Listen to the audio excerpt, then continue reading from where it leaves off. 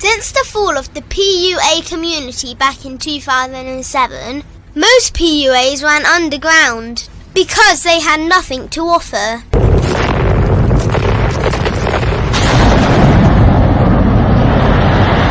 The content creator has become the hero today, dedicated to one single objective: to declaw and defang any person who listens. They decided to join forces to create a cult, and never giving those who listen a solution. It's all about clothes, cars and money, deception and manipulation, indirect game, going your own way.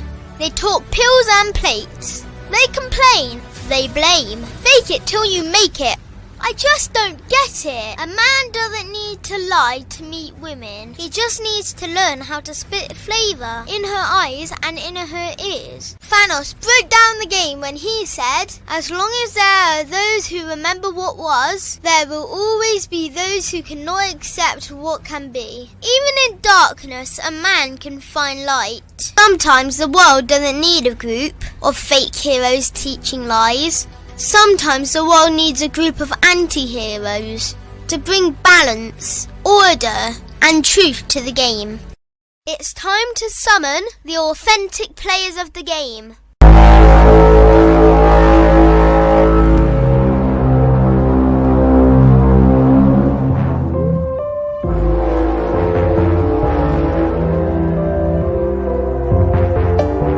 Only one group dares to challenge this threat.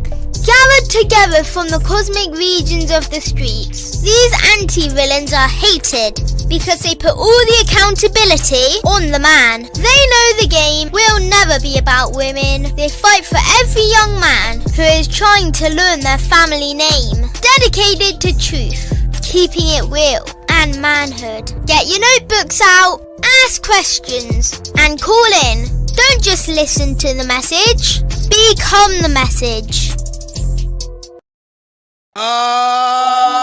Shit. What up? Got the motherfuckers here. Yeah. Here, man. Guys, go ahead. We welcome to the show, man. Go ahead and tell them about yourselves. I mean, everybody got their own little cake-ass shirts on and shit. Like Yo, it's your boy, Miles Cunningham, God to these hoes. You feel me? Representing that bad boy membership, representing my homie Lucario. You feel me?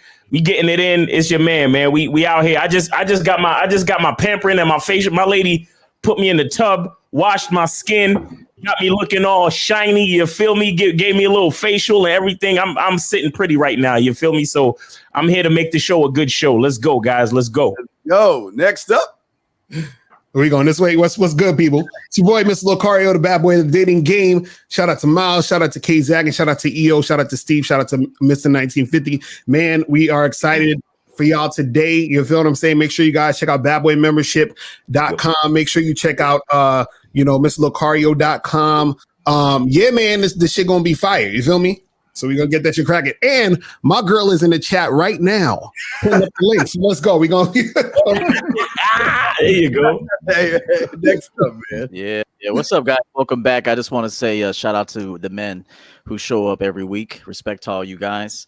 I'm Coach 𝐒𝐿, Mr. Champion Game. I do my thing. I'm an empowerment coach. I touch on life topics, how to get in touch with your masculinity and be proud to exhibit your manhood, but also coach women too. So I have a website, championgamecoaching.com. You can also find me on Instagram, Coach 𝐒𝐿_champion game. Shout out to the chat room. All right. We're going. There you go. He talking, might as well go. Shit. All right. So it's 𝐒𝐻20. Y'all know what it is. Shout out to the esteemed gentleman on the panel. Every time I see that intro, that shit make me all happy and fired up. Yeah, bro. Yeah, no doubt. Manhoodistheskillset.com. Real game, no theory.com. Let's get it. All right. 1850. Oh, I guess it's me. Oh, wait, I guess it's me because it's going in order.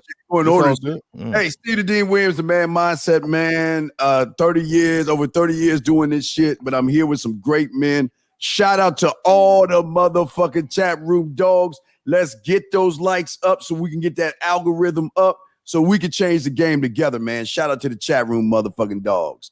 Now, 1950, you up, my brother.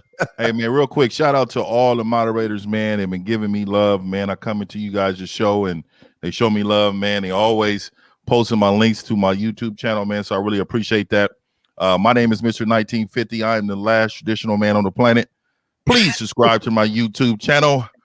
Please go to my website, Mr1950.com, or you can email me at Mr1950lifestyle@gmail.com. I am coming, and I am coming to get in this game, baby. Let's get it, man. All right, and guys, real quick. Oh shit, I'm sorry. Let me take my little cake ass down. You can tell. Okay, here we go, guys. I'm sorry. Hey, everybody out there. Hey, put a Q if y'all got questions. Y'all can call in at 515-605-9373 is the number. Well, guys, Miles, you came up with this joint. Let's go. Let's eat. Man. All right, well, it again, we see it, man. It's like, do you have the stomach to deal with multiple women? Like, do you have the stomach to deal with one woman, right? But most importantly, do you have the stomach to deal with yourself? You understand what I'm saying? And I think that comes first, right? Because a lot of guys, they don't really understand where they're going. They don't understand what they want. They don't understand what they need, and they don't understand how to manage their lifestyle. You understand? Trying to fit someone else or other people in general into your lifestyle is harder when you don't have a handle on your lifestyle yourself, meaning you don't know how to manage your time. You don't have control of your emotions. You don't know how to manage your resources. You understand what I'm saying? You don't understand how to even stand on your square, meaning you don't have anything that you're specifically about. You understand what I'm saying? So what happens is a lot of guys, they think they want a girl, or they think they want a rotation. They want a team. They want a harem. But what they really want is pussy. And the real reason why they want pussy is because they virgins. You understand what I'm saying? They virgin minded. They crave for what they don't have. Right. They crave for what they don't have. And, it always makes me really want to ask like some of the questions that I get from guys and some of the things that I hear these guys going through in reference to women. I'm asking myself, are these dudes even ready? Do they even have the stomach? Do they understand what it means to manage a female? Do they understand what it means to be responsible for a female? Do you understand what I'm saying? Do you really understand what it really means to be able to be about something, to have a female follow that? You understand? Because a lot of these dudes are committing suicide on a daily basis by following a bitch around. Mm-hmm. You understand what I'm saying? They're literally sniffing around. Like you ever seen a dog sniffing around for something? And they going all around the yard. They sniffing for pussy. You understand what I'm saying? And truthfully, if the pussy smell that high, it's probably not that good. But anyway, these dudes are following vagina by the nose. You get what I'm saying? So when it gets down to it, when it gets into a relationship, but when it gets into a situation where they have to make a decision, everything starts to fall by the wayside. You understand? Because they don't have what it takes to manage a chick, because they have not reached the stage where they're actually managing themselves. And as we know, shout out to Coach EO, it begins and ends with the man. You understand? So if you don't understand how to manage yourself, if you don't accept your own life, if you can't manage your own life, if you can't schedule things out, if you can't organize everything that is important in the process and procedures and policies of your life, if you don't even have policies in place for your life, you understand, it makes everything much, much harder. And then when a female comes in with her, manipulation, her emotions, her subconscious shit testing and all of these different things that a man has to deal with. If you're not on your square, if you're not in charge of the policies and procedures of your own life, it's going to be double hard for you to deal with that when a female is concerned or when a female gets involved. You understand? So this question has to be asked. You understand? Because before you can get pussy, right? You got to be a dick. You understand? You got to be an erect penis. You have to stand. You have to be able to stand. You understand? A lot of these dudes, they swear they horny, but all of them is like their penis is horny and is probably erect, but their fucking spine is flaccid. You understand? Right. Their spine is soft. So when a female tells them something, okay, whatever you want to do. You understand what I'm saying? So a lot of these dudes, they don't have the backbone. They don't have the stomach.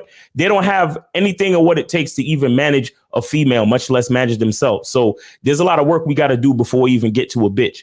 Yeah. Yeah, real quick before we go in, we got a call real quick, and we'll get everybody's thought real quick. Let's bring the call in real quick, guys. Calls come in, guys. I'm going to call in 515-605-9373 323. What's your name? What's your question, brother? What's up? 323 going once. 323 going twice. All right, we can't hear you. We'll make sure everything's working. All right, guys, go ahead and y'all can elaborate on this. He fell off, so go ahead. We can elaborate this. Go ahead, guys. Y'all can continue. Okay, cool. I want to say this real quick, is that when it comes to the whole thing about dealing with multiple women, what guys have to understand is that you have to be able to know how to keep all of these women satisfied. You understand what I'm saying?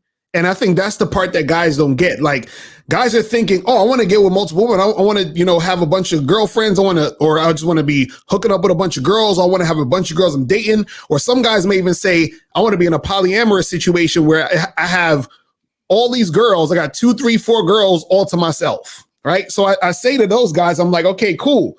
So if you want that to happen, are you willing to do the work it takes to make that happen? Are you willing to do the work it takes to pleasure 3 or 4 girls sexually? You understand what I'm saying? Because if, let's say, you see in 5 girls and you see in all of them during the week, you feel what I'm saying? And some of you might see two of them a week. You know what I mean? 2 of them a day, whatever. You understand what I'm saying? Shout out to my book, How to Have Sex 2 of them a day. You feel me? So you might see 2 of them a day. How are you going to do that? You got to get it up for the next girl. You can't be on some, oh, I'm tired. You got to make it happen. Or else he ain't gonna want to fuck with you. You understand what I'm saying? If you're the type of guy that wants a polyamorous relationship where it's you and multiple women and they're not fucking with any other dudes, do you have the strength and stamina to pleasure all these women sexually without going on some limp dick shit? Do you have the mental power to deal with all their emotions and all that other shit that they're gonna be bringing just to you? You understand what I'm saying? Do you have the time and energy to deal with all of these women and everything that it comes with it? You understand? So that's the thing that guys have to think about. Guys usually think about the fantasy of it. They think about, oh, this sounds good. When it comes to the application of actually doing it, you have to ask yourself, do you have the stomach for it? Can you do this? And for a lot of dudes, truthfully, they can, because my thing is, if you can't handle dealing with one woman, what you thinking about 2, 3, 4, and 5 for? You know what I'm saying? Like, I always hear dudes, they having issues with that one girl. I'm like, you got to deal with her first. You got to be able to master dealing with that, and then you can, do other things. But that's my take on it. Shout out to Cody A with the $14.99 super chat. Peace to you, brother. We all appreciate it. Yeah, let me bring in this call real quick before y'all speak. Let me see. 210, can you hear us, sir? 210, can you hear us? Hello. Is that the line or is that Blog Talk? Because might be Blog Talk. Yeah, we're trying to. Yeah, we can't get you 210. We're trying to see. So let me. You know what I'm gonna do? I'm gonna try to open up mine. Yours up. Let's try yours. Okay, 210, call back because I can't. You're on, but I've been on some bullshit. I'm gonna try to open up my lines and we'll see what happens. Yeah, we got somebody calling from San Antonio. That's what's up. Yeah, we got a San Antonio call, but yeah, Latario, keep your joint on mute until you finish opening up the lines. Yeah, keep it on mute. Okay, yeah, y'all go ahead. 210, call back on the other line. We'll switch the lines up because it's dead over here for some reason. Well, hold on, let me see something. Can y'all guys hear this? Hold on, let me just play something real quick. Can y'all guys hear this shit? Can y'all hear this? We know we're better than you. We don't give a fuck if you know it or not. We don't. Y'all can hear that, right? Okay, it's the call. That's my boy Rex. Yeah, Rex. Yeah, right. Yeah, right. Yeah, it's Rex. Hold on. Yeah, shout out to Rex. Yeah, shout out to Oh yeah, that's your boy EO. Yeah, you know that. Yeah, so yeah, the lines are open. Lines are fine. Everything's logged in perfectly. So we'll try it on your side, Lucario, and see what happens. 210, call back on the other line. I'll shut mine down and switch it over. But go ahead, y'all continue the conversation, guys. Y'all continue. I think EO was next up, right? Yeah, you know what? I'll go real quick. The commentary so far has been on point. The only thing I'll add that I noticed during coaching is that guys want to skip steps. They want to go from like a thought, or like Lucario said, a fantasy, to like the end result. And that's quite feminine, actually, to live in a fantasy like that. Women live in fantasy land. Truth be told, men are not supposed to live. They're supposed to have dreams and aspirations and passions, but then they actually have to like build that shit from scratch. So one thing I'll say is don't skip don't cheat the game. You cheat the game, you cheat yourself. I got a segment in my book called Intentional Dating. which I briefly touched on at the 21 convention, where I said I'd like to see each man date casually for 2 years straight. No relationship talk, no possibility for relationship during that time. Now, if you have women that carry over from that time, that you see qualities to promote them, then you will do that. But after the 2-year mark. And the reason why you should intentionally date for a while without putting your feelings in it is really so you can learn who you are. So you can learn what type of treatment works for you, what type of treatment doesn't, what kind of personalities suit your personality, and what personalities don't suit your personality. So I think a lot of the time guys just want tens. They just want multiple women, but they have no idea how to manage that. So I would say, and like I said, shout out to my book as well. There's a segment called Intentional Dating, where you are going to intentionally date all kinds of people. Fat women, skinny women, fit women, black women, white women, all women. And don't discriminate, because you can learn a lot from any woman. There's a woman out there that you think ain't all that, and man, she could put you on some major game. So I will say this: don't discriminate either, like, oh, she's too big, or oh, she's not my type. Brother, you don't even know what your type is. You don't even know who you are yet to even say, I know what my type is yet. So I will say that you got to go with women that maybe you're not that attracted to her, but she got an ass. Good, see her. Maybe she's kind of nerdy, but she's intelligent. You should see her sometimes, because the two of you can have intellectual conversation. You should have various women that you're casually dating. And remember, though, this is the big part. Tell them you are just casually dating. Don't tell them I'm looking for a girlfriend. Don't say I'm on the hunt for that. Say right now I'm just casually dating. This has to be a singular focus for you, so you can figure out yourself in the game. And then after that, I think if you did that for 2 years strong, I'm not talking about taking a monk mode in between and none of that shit. I'm talking about dating heavy, like Lucario says, heavy. All right. So if you date heavy for 2 years, all types of women, Hispanic, Asian, black, white, cultured, non-cultured, big women, small women, fit women, bitches. You got to date some bitches. You got to have a bitch. You have to date a bitch in order to know what that feels like. So you can know yourself in that process. So that's what I would say. Intentionally date for 2 years. Facts. Hold on 1 second. Shout out to True Savage for the $20 super chat. Salute to the fire panel. Here's to elevating minds. And shout out to LB Legit for the $10 chat, saying, he said, spit that wisdom, fellas. All right. Right. And the phone lines is open to 516-387-1224. So guys, call that up, 516-387-1224. So if you want to call up, call that number. You know what, real quick, can we highlight Holden at 517? 517 Holden. Right here. Yeah. He says, tell him you're looking for marriage, bro. Women love that. No, you do not tell. This is where you're gonna see. This is where you're gonna fuck up. This is where you're gonna fuck up and ruin a bitch, and then she wants to ruin you as a result. So you lying to her, you put her in a place that, you know, when you're done with her, now you just want to discard her.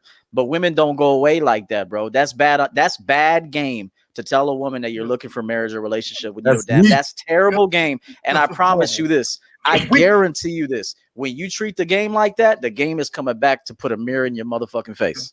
Let me hop on this. Let me hop on that. Stop acting like y'all know what the fuck women want to hear. You don't. You know what I'm saying? You don't know what this woman wants to hear from what that woman wants to hear. Too many guys. This is the problem with guys. Let's say for the sake of argument, all women are single and they're dating and they're looking to be married. Just because they fucking with your bitch ass don't mean they want to marry you. You know what I'm saying? So when you tell women that to assume that that's a blanket blueprint for all women, tell all women want to be married, the majority of women will look at you like a fucking fool. You know what I'm saying? Period. Let me also address something. X-Rated said, make sure you guys can pair bond. Ain't no fucking such thing as pair bonding, bro. I wish I would stop talking about that pair bonding shit. Okay, ain't no fucking such thing. And let me just say this. Hey, 𝐂𝐍𝐓, and women should be talking about that, bro. Thank you. Y'all niggas. Never seen so many men want to do that, bro. Right. Vaginal talking. Vaginal talking. Right. Let me just say this, and I'm gonna pick up something that EO said. He was talking about you don't know what type of women you like. You know what I'm saying? And the problem with these niggas, is they so concerned with the superficial. You know what I'm saying? I see them. They're so concerned with the superficial shit. You need to be concerned with the treatment. Because you can get a bad chick that look good, but she treats you like shit. But most of you dudes will stay with her because she's bad. But the chick who's an average looking chick, but if you dressed her up a little bit, got her nails done for her and all that other shit, you can make her a 6 or even a 7. You don't want her because she don't look good enough on your arm, even though that woman will treat you like a king. A lot of you niggas don't know what you want because you're too busy trying to impress motherfuckers that don't give a fuck about you. Y'all got it from there. Yeah, real quick. Black, red, dead. Man, stop that goofy ass shit, man. This is why y'all motherfuckers lose and shit. Y'all ain't honest with your motherfucking selves. So how the fuck can you be honest with a woman? Fuck you talking about, man. I'm sorry. Go ahead, 1950. That's on you, man. Hey, man, real quick.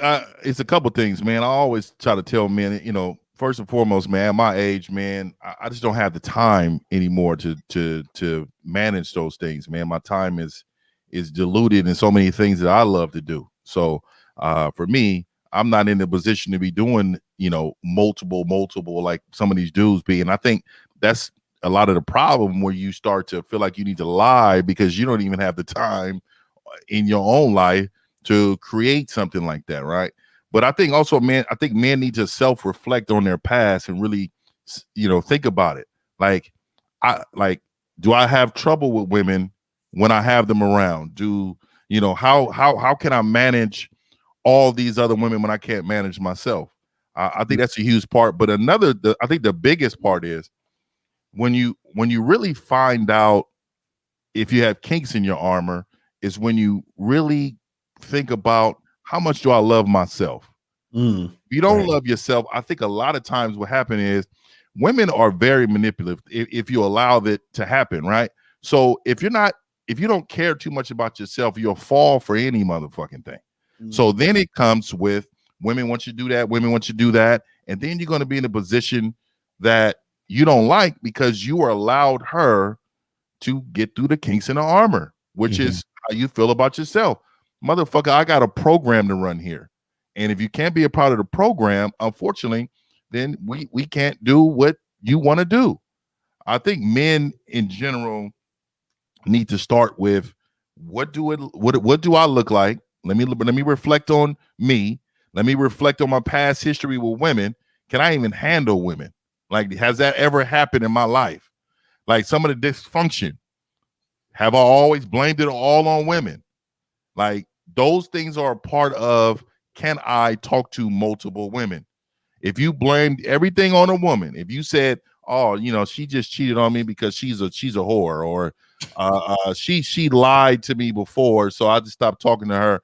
You know what? She never wanted to cook for me anyway. So, I don't want to deal with these women because they never really do nothing for me. I mean, you really need to take a look in the mirror and say, you know what? I may not be able to handle all these type of women.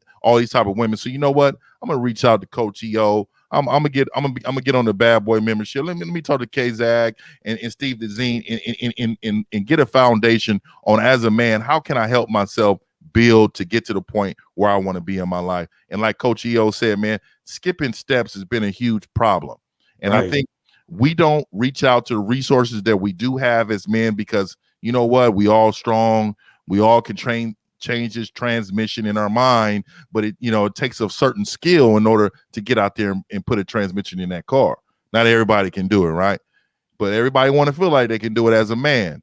So what I mean by that is reach out to your resources. You got brothers here that can coach you through some things and just self-reflect on it and making sure you take care of yourself in the process.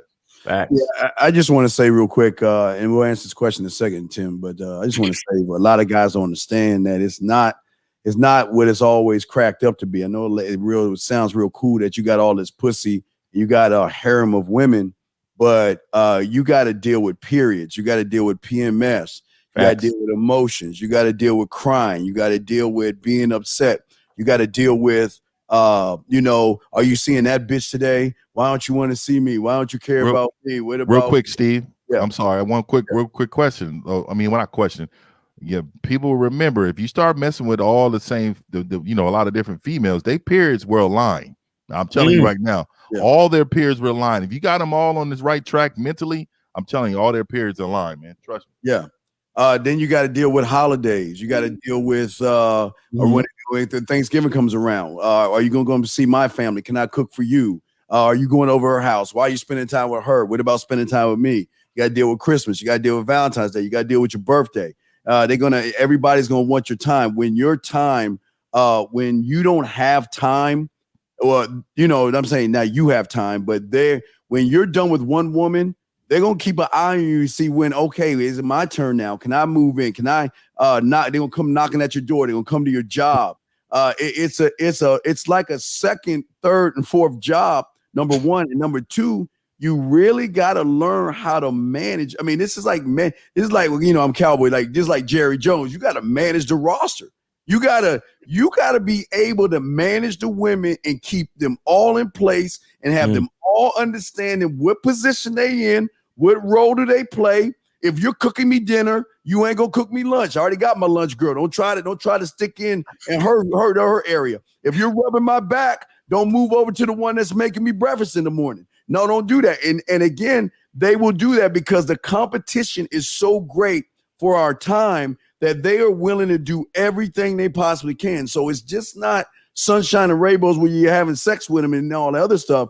You got to really manage their attitudes. You got to manage their crying. Some are going to want to kill, well, not threaten to kill themselves. You know, why don't you? We'll try to make you jealous. Some will try to throw other guys in your face. I don't need this and all this other stuff. Then come back crying. I'm sorry, I didn't. So it's not just having the 5 or 6 or 10 that these men can handle. We're saying for you real quick, if you can't handle one, if you can't even control the one you got, then you ain't gonna be able to control anyone, guys. Let me add this real quick. A lot of these guys, they don't have structure to their lives. They have no structure. They have no balance, right? They have no discipline in their lives, but yet they want to invite women, but they have nothing. They have no structure for a woman to abide by. Okay, and a lot of times when they make decisions with the women, they're basing it on what the woman wants and when she wants it. So these motherfuckers are all over the place. Like you got dudes talking about they flicking on chicks. That's a dude that don't got no structure. If you have structure and discipline in your life and you had balance and you were able to basically appointment book a bitch in, you wouldn't have to flick on nobody because everyone would be slotted. But a lot of these guys with just one chick, they have trouble with one chick because that chick is running them all over the place. You know what I'm saying? They're acquiescing and placating to that one woman, but yet I think 𝐒𝐶 said it, they want the fantasy. They want the optics of a player. You know, they want the optics. They want that feeling like, yeah, I'm the man now. But when you get to that position, none of those chicks will ever stay because you don't have your shit together. All right. I want to get these calls real quick. Yeah, let's get the calls. Yeah. Let's get to 323. Let's see if this Block Talk shit is going to cooperate. 323, what's good? Hello. Yo, what up? What's going on? What's up, 𝐒𝐶? How are you doing? How are you doing, man? What up? What's going on with you, bro? What's up, bro? Hey, I'm going good, man. How are you? We good. What's good with you? Okay, so my question is, so I wrote it down. It's what do you think is the number one attribute a man should have to be able to deal with multiple women? Yeah, that's a good question. I mean, there's a lot of different things. But I would say that the number one attribute is that he has to be able to manage himself first. Right. You know what I'm saying? Because nothing can happen unless he's already, together with what he's trying to do. You understand what I'm saying? Because the women have to follow him. He has to lead whichever woman he's dealing with. He has to be on top of things. And there's no way he can do that if he's all over the place. It's impossible. You understand what I'm saying? And this is why guys have issues dealing with multiple women, because sometimes, this is the funny part, sometimes a woman, like let's say you holler at a girl, right? And you let her know, I fuck with other chicks, right? Part of her acting funny about you fucking with other chicks is not that you fucking with other chicks. Is that she knows that you can't handle fucking with other chicks. You understand what I'm saying? She knows you can't handle fucking with other chicks. She's like, dude, why are you trying to fuck with other chicks? You're going to be on some bullshit. And I kind of like you. You seem cool, but you ain't really that type of nigga. So why are you bringing this shit to me? You understand what I'm saying? Or she looks at you as the type of guy that she might see as the type of guy who isn't really, on point. So she doesn't necessarily want to share you because she's like, why would I share you when you're not really all that. You understand what I'm saying? So that's another thing. You see what I mean? So I would say at the end of the day, he has to be, a guy who's on point. But let me, you guys could say what y'all think is one of the things. Real quick, hey Tim, man, look, we taking calls first. Call your ass in, man. Because we take phone calls over questions. So you want your question answered, get in line, call in, man. I just say something real quick. I say two things, big guy caller. You got to be willing to say no to these motherfucking women. You got to be willing to walk the fuck away. That's what I say. Don't try. You got to be. If you can't say no when they ask you for something, you can't say no. And if they get in and they try to show you disrespect, you can't walk away. Get out the game. Get out. Those are the only two things I want to say, brother. Yeah. Let me jump in real quick. And I was going to say those two, and that was great, Steve. The thing I would add in is you got to understand that. You got to understand that pussy ain't shit. Sorry. You got to know that pussy ain't shit, bro. Yeah. And you won't know that until you fuck enough pussy to see that it ain't shit. So that's why I said it comes back to intentionally. My question, hold up, caller. Hold up. Hold up, bro. What I'm saying is that you can't jump to dimes. I hear this too much. Like, oh man, she ain't my type, brother. You ain't even that fine. Your game is whack. You can't. How the fuck how you gonna seduce a dime? How you gonna put her in a position to see that you're a real man and a man of value? How could you do that? You don't have enough game to do that. So what I could even tell by your voice, you need to be fucking some broads that like you more than you like them. I'm gonna tell you that right now. You have to go through a season. Hold on, bro. Hold on, bro. Hold the fuck on, man. Shit. I'm putting you on. Hold on. Caller. You trust me. Every guy needs to do this. You need to fuck during that 2-year stretch I talked about with some women that you don't even like that much. Why I'm saying that is because you got to feel what it's like to be treated like a king. Because what's going to happen is if you don't like the woman that much, you're going to treat her like whatever, kind of regular. Okay. You're going to do this because you're not that attracted to her. But I still want you to be respectful and that sort of thing. But I want you to feel what it's like to have a woman come after you and value and cook for you and suck your dick and lick your balls and do all that shit. But a dime's not doing that for a guy with no game. Okay. If she does one night, it's because she was drunk and she was emotional. The bottom line. So what I'm saying though is that stop chasing the women that you don't qualify for yet and go after some women that you know you can dominate. They're really into you. They like you more than you like them, and experience that. That way you can take that energy. Really, you're becoming that man now. Once you feel that and experience that, you're like, I am this dude. I deserve this treatment. I deserve a woman on her knees. I deserve a woman to make runs for me. I deserve a woman to be interested in me and to think I'm a motherfucking king in her eyes. So that way, if you ever do converse with a quote dime, whatever that is, you'll have that kind of energy.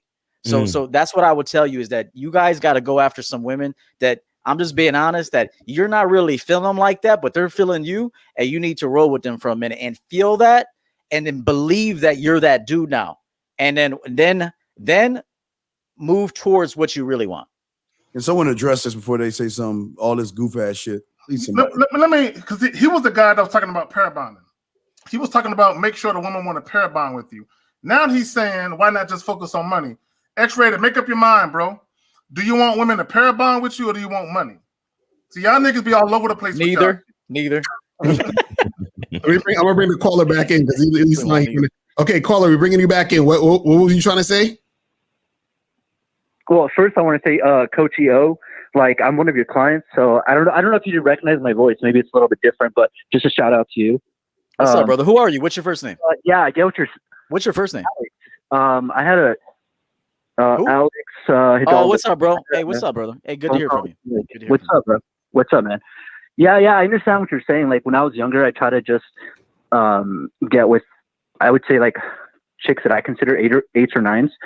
But now, like you said, like especially if I want to have like multiple chicks, I try to not aim so high because, like you said, they treat you better if you think your value is higher than theirs. So I get what you're saying with that. Hey, Alex. Some of the best pussy you're ever gonna have is from a big broad, bro. That's facts. Yeah, I know. I'm just being honest with you, man. I'm being honest with you. I'm not saying that is kind of true. but Yeah. I'm saying though, I'm not saying fat. They Like, like- you can't get the bitch. I'm not saying to you can't wrestle, get the bitch too. in bed or nothing. You can't even get her in bed. She breaking box springs and shit. I'm not talking like that. I like But to I'm wrestle saying too. some of the best pussy that you're ever gonna sample is from a broad that's got a little meat on her. And because she has meat on her, Oh, she yeah, thinks I she feel ain't what that you're pretty. And is she gonna lick your balls, suck your dick, treat you like a king? And then again, once you get that king treatment, that champion treatment, if a dime is like, wanting you to fucking put her on a pedestal, you're gonna be like, fuck this bitch, man. I got bitches that do anything I want. So you'll have that mindset. But you guys guys with no game, no experience, very little going on. You guys want to jump to the finish line, bro. You better slow down and taste everything. Mm-hmm. Right. Crawl before you walk. Yeah. That's facts. So, yeah. All right. Thanks, guys. All right, man. Appreciate the call. Let's go to 647 real quick. 647. What's popping? Who this? Hi, this is for Stephen. Yo. They always fuck me. Hi, Stephen. Nigga said Steven. Hey, Steven. Yo, what's your question? All right, here we go. All right, get that bullshit out of here. Anyway, sorry, you ain't got no calls right now. Yeah. I want to get back to the topic and about having the stomach. Another aspect of it is having the having the stomach to actually tell the truth. You understand? Like some of the scariest stuff that a man will have to face is his honest, the honesty about his own life and about himself. You understand what I'm saying? Like his own opinions of himself, the way he views himself. Because truth be told, a lot of the issues that we have we are having as men, that a lot of these guys are calling in about, the reason why the issues even exist is because they refuse to take the time to actually get in touch with the truth about what they are and who they are at this point in time. Right. You know what I'm saying? It's kind of like the whole thing where they say you can't fix a problem until you recognize what the problem actually is. And this is a part of the reason why it doesn't benefit you to complain about bitches, because every time you put energy into complaining about a bitch, you take away energy from something about yourself that you could have improved upon. Right. You understand what I'm saying? You say to yourself, damn, why did this bitch flake on me? Wait, hold on. Why did you double and triple text this hoe? Why did you not set up a date? Why weren't you a little bit more,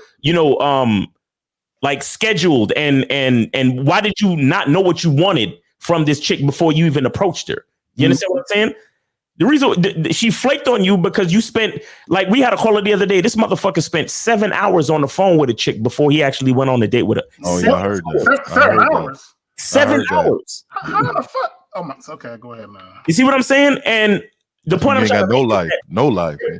There's something that you got to get in touch with. There's something that you got to stomach about yourself. There's something that you have to deal with, the disgusting bullshit that you hate about yourself. You understand what I'm saying? There's a lot of shit just like that. You understand? That we hate about ourselves. And then we want to have multiple women.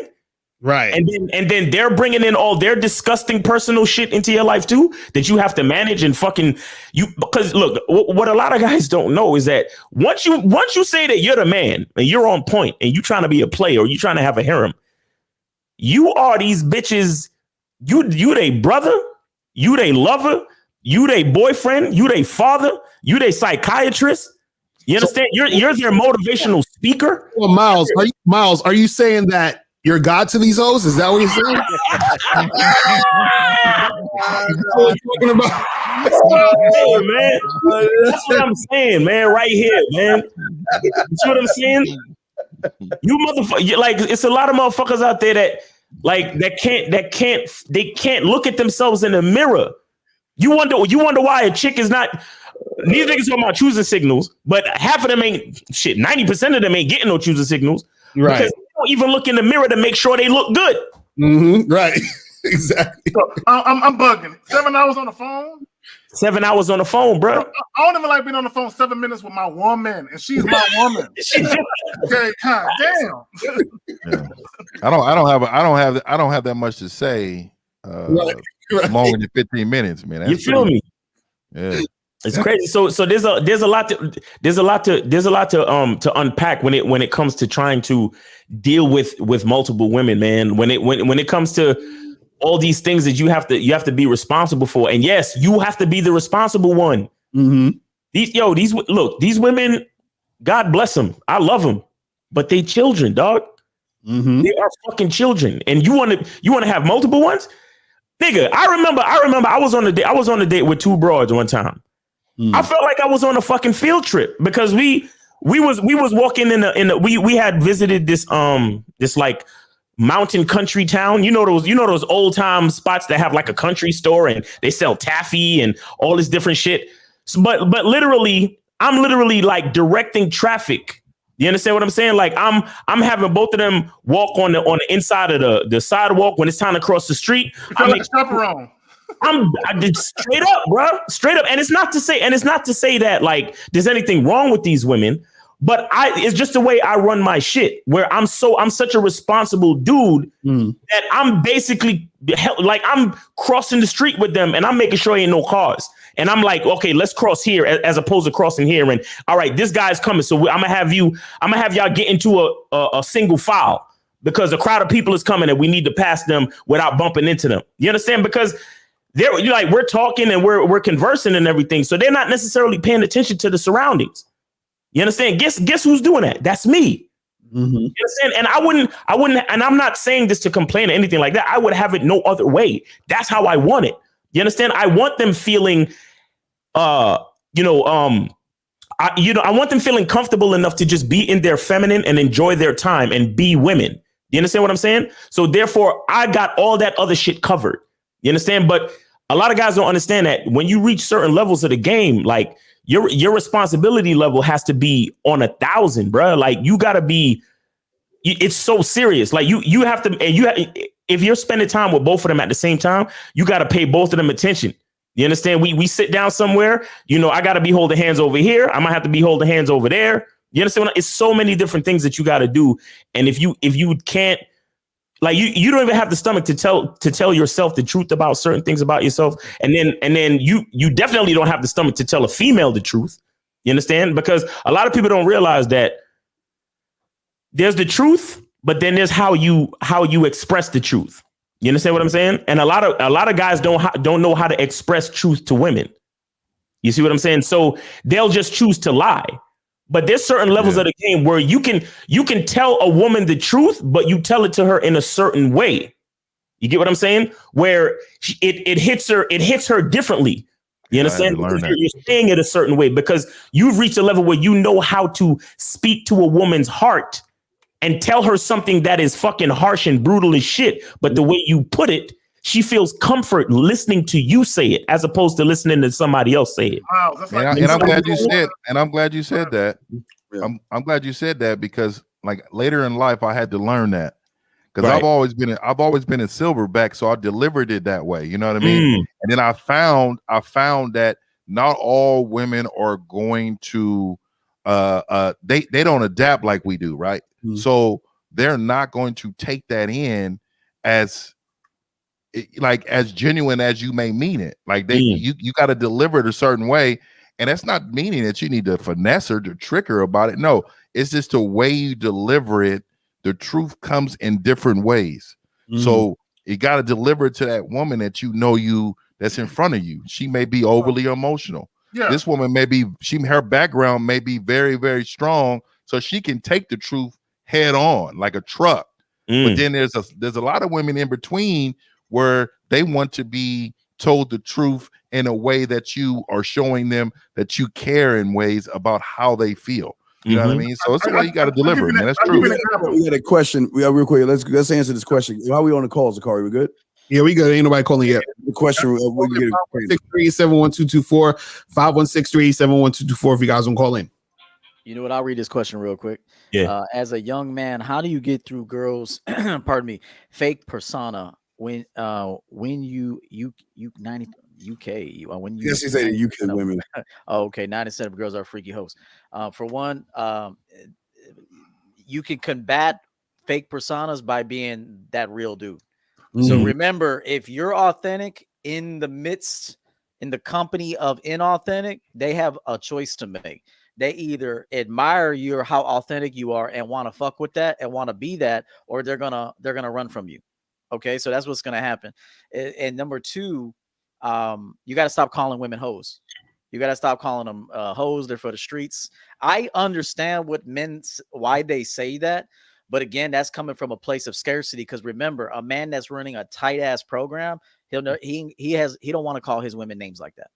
So just remember, if you feel like you need to describe her as a hoe, or she's not yours, it's just what is it? It's not yours, just your turn. Yeah, like I have never said that. I will never think that, because in my mind, it was just her turn. In my mind, it was her turn to get at me. It was her time to be introduced to God, essentially. So shout out to I'm God to these hoes. So it was her turn to be introduced to greatness and to be put on masterful champion game. So I will never utter words like, "Oh, it was just my turn." I hear grown ass men in the manosphere, and I'm not trying to be too critical, but I'm criticizing the mindset. Well, I hear men in their 40s talking about giving advice to young men, saying, "Guys, just remember, she's not yours. It's just your turn." And I'm thinking, like, bro, you're like 45 talking to these dudes like this, man. Like, you should know that it's her turn to get a taste of a real man. Notice the difference. It's her turn to be in the presence of a real motherfucker that can lead, that can educate, that can put her on game. And on top of it, if you don't, here's another piece of the game that's fucking champion level. And I know all these guys can relate to this. I would imagine you can even help women find husbands, bro. If I know I'm not gonna marry her, but I'm benefiting from her right now, and she's benefiting from me, I'm gonna put her on game on how to get a husband. I'm not marrying her, but I would like to see her happy. If a woman wants children and wants the white picket fence and she wants a husband, then I got to put her on real game. I got to help her master herself and then essentially market herself in a way to attract a husband. So that's another form of the game. You guys want to remember, the best managers in business hire you for the right reasons and then are glad to see you go when it's time. Right. The worst managers manipulate you into staying. Exactly. Yeah. So the best managers bring you in for a high purpose, introduce you to a winning system. They benefit from you. They pay you gladly to give you experience and a paycheck. And then if you come to them and say, you know, if my employee comes to me and says, "Coach, I landed a wonderful opportunity in Seattle, Washington. They want me to move. They're going to pay all my expenses. And it's a huge pay raise. This is a great opportunity. Man, I'm going to put him on game on his way out. And I'm even going to check on him when he gets to Seattle. You set up? You good? Cool, man. Let me know if you need anything. Good luck. Take care of yourself." A real manager and a man that knows what he's doing knows when to bring a woman in and for what reason, a high purpose for her and him. And then he's able to let her go if he can no longer or chooses not to give her any more than he wants to give her. That's facts. And I'll say this too also, because the guy was like, "Oh, why do these women act fake?" And 90% of them is freaky. It's not that they're acting fake. They're acting they're being exactly who they should be to you. Meaning that they're basically saying, "I don't want to be freaky with you." You understand what I'm saying? I don't want to show you that side. I'm not going to show you the side of freaky because I don't want to be freaky with you. It's just that simple. So if you want to see that side of women, you got to be the guy that women want to get freaky with. You see what I'm saying? And so, and this is where game comes in. You see what I mean? So you got to make sure that, you understand that dynamic. It's not that they're being fake. It's just that that's the side they're showing you. You feel me? So yeah, you got to set your life up in order for them to want to be freaky with you, man. You know what I mean? Your life ain't set up right. They ain't gonna want to be a part of that. Right. That's real talk. If you listen to what we say, 90%, if it's 90%, then the problem is really your ass. Because if 90% of the women out there fucking and freaky like you say they are, and you can't even get 0.05 of 90%, then it's on you. But you could tell he's gonna use them as hoes as an excuse to not look in the mirror at his truth. See, that's what y'all motherfuckers do. Y'all always want to blame the woman, always want to talk shit about the woman. But when you look in the mirror, you know you the fucking hoe and all this shit. Because you hoeing over bitches that don't give a fuck about you, who are fucking 90%. So it's on this motherfucker, man. Let me add this. If you're not getting sex on a regular basis, it's because women don't find you sexy. Period. I mean, period. Because if women found you sexually appealing, you would get your fair share. Okay. Assuming though, because it's a double-edged sword. Because you can be sexually appealing outwardly, but when women talk to you, you talk like a bitch. But if you were sexually appealing and you actually knew what you were doing, you would be having it your way. So when you guys ask, well, why am I having trouble with women and why is this and why is that? There's something about you that's not very appealing to the women you want. Okay? It's really as simple as that. Real talk. That is real talk. Wait, is this a question? I've had, so you know what? You got to be open with women too in your rotation. Like, there were times with my women in my rotation, I would talk to them about, you know, what's attracted to them in a man. Like, you know, it was so open that we would talk about sex with other people and what we liked, what we didn't like, what we preferred happen and what didn't. Where I've had women tell me I liked him initially, but then I didn't like how he looked at me. I didn't like how he walked to the bathroom. I didn't like how he ordered his drink. Like, you could get a lot of game from women if you just listen to them, man. Right. If you just like talk to them openly, like stop trying to be their fucking boyfriends, man. I'm telling you, man.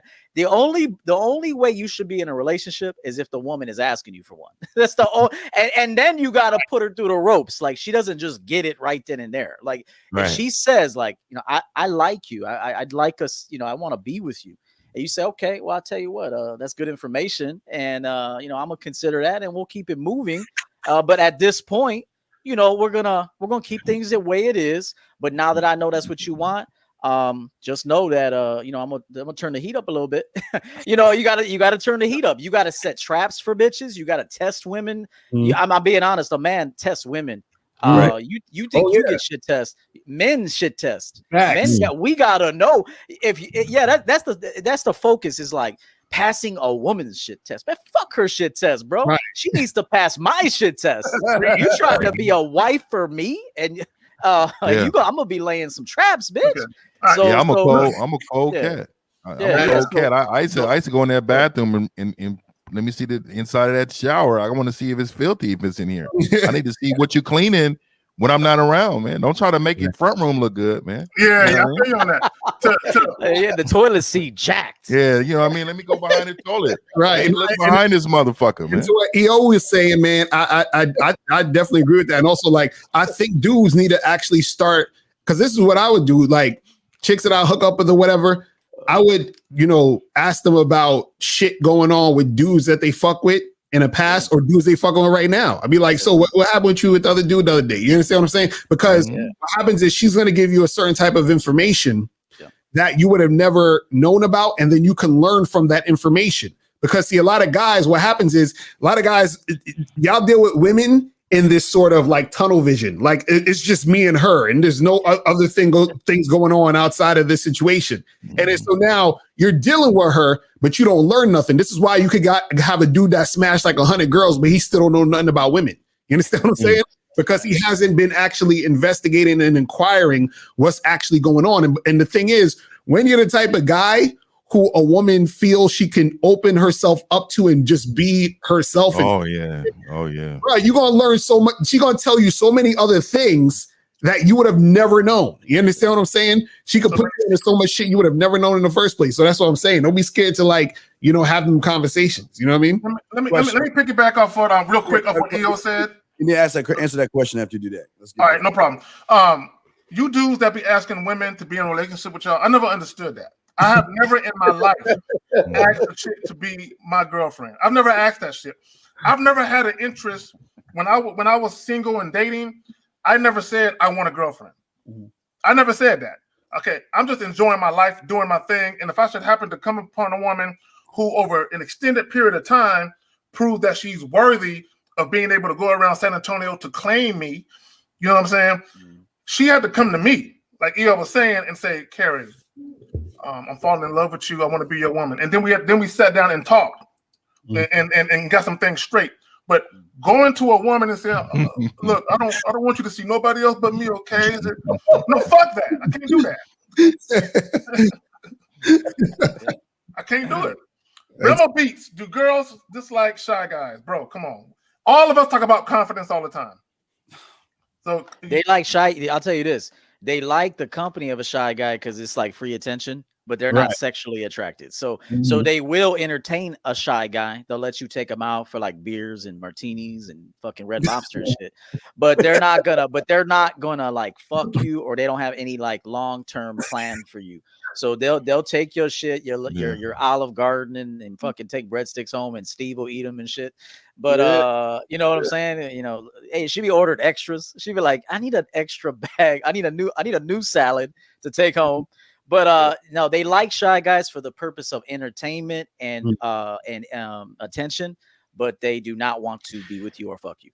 Yeah, I don't think being shy is masculine at all. I think your presence and how you bring yourself, your energy is what they look for. Like you said, they're not fucking with you, man. They have you around, but they're not really feeling the shy part. They want to be led, and you being shy, you can't really put your foot down being shy. You can't really walk down that dark alley with 7 grown men in it.